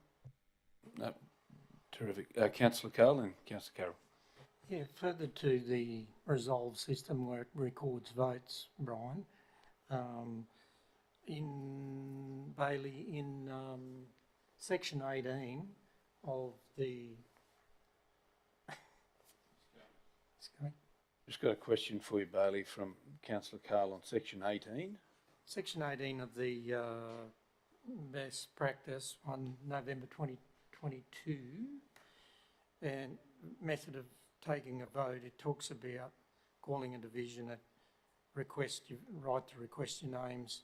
If we're going to a system that records votes, Brian, shouldn't we put an administrative measure in place in our standing orders that automatically each councillor's vote is recorded? Otherwise, we're out of sync with technology. And I've always subscribed to the fact that every councillor's vote should be recorded on every vote. I mean, it's a more transparent way for community that follows the minutes to be able to see how councillors voted on any matter. So if we're going to go to the Resolve thing, we probably need to amend somewhere in our standing orders the capability or the notation there that each vote is recorded. I don't think there'd be anything to prohibit us from doing that. In effect, we are actually doing that now because we have records through video, people putting their hands up. So you've actually got that record. So I don't think you really need to change anything if you wanted to record it. It's just if specifically somebody... If we didn't have a system that did that, there's the capability for councillors to ask for that to actually happen so that it does go on record. But having it already as part of our systems being recorded, I don't think that contradicts the intention of what we're trying to achieve. I guess I see your point, but not everyone may look at the recording of the meeting, yet they may access minutes at a later date on the website, written minutes of the meeting. So I just probably think we probably need to tidy those up because one's not necessarily complementary if we're going to move to a Resolve and that it's recorded. So we probably should reflect it in writing somewhere to say votes are recorded. And really honestly, it streamlines, it moves away from calling a division, and there's no real need to request your vote be recorded because they're recorded, both written and through the technology. Yep. I'd just also like to just revisit a question that was asked before in relation to do we need board books and resolve. We may need it because board books because it is used for other things within the organisation as well, and also used for for minutes for ELT meetings and a whole range of other things that keeps records of. Also, the information sessions, where we have resources and things that are stored in that area there. So that would have to be a consideration about the capability of whether Resolve could give us the functionality across the whole organisation that Board Books does, because or is Resolve specifically just for those kind of council minutes. So we'd have to check all of that against to see whether we could actually cease to use Board Books and wholly and solely go over to Resolve. I think we've dealt with that. You're going to work with that and come back for some information on that one. Councillor Carroll. Thank you, Mr Chair. Two things. If you're timing people speaking, points of clarification and questions aren't part of that, and it says so in here, in the standing orders. I'd like to also bring, because I've argued about this in this room and I've been told I'm wrong, I'll bring you to number 21, procedural motions. I do have a diploma in local government administration. You do not need a seconder for a procedural motion. You never did and you don't.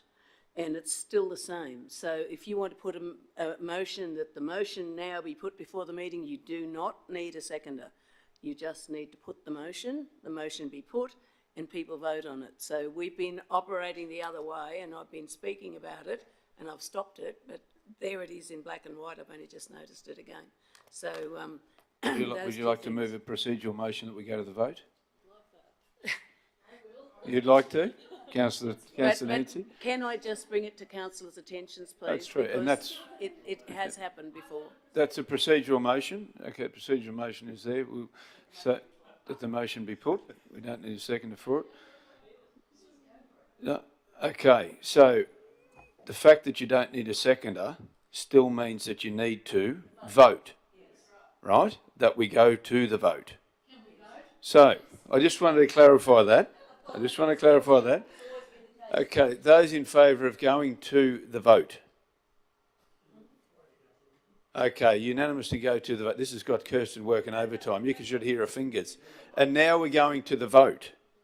The procedural motion...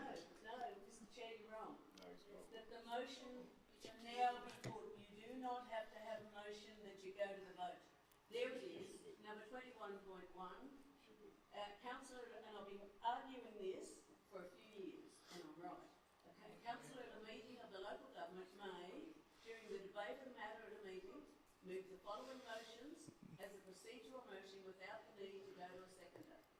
That the question/motion be now put before the meeting, be put for the vote. You don't have to have another one. No, but that's, no, Councillor Carroll, clarification, you need to then have a vote. You don't need a seconder for the procedural motion. That's that. But you do need to vote that you're going to the vote. Otherwise, it opens the floor to continue, which is exactly what we've done. We've approved unanimously to go to the vote. The motion's there before you. Can I have someone to move it? Moved by Councillor Nancy, seconded by Councillor Antonio. Those in favour? Motion is carried unanimously. That concludes the Finance and Business Strategy meeting for the month of March. Thank you, everyone. Good afternoon. Thank you for watching online.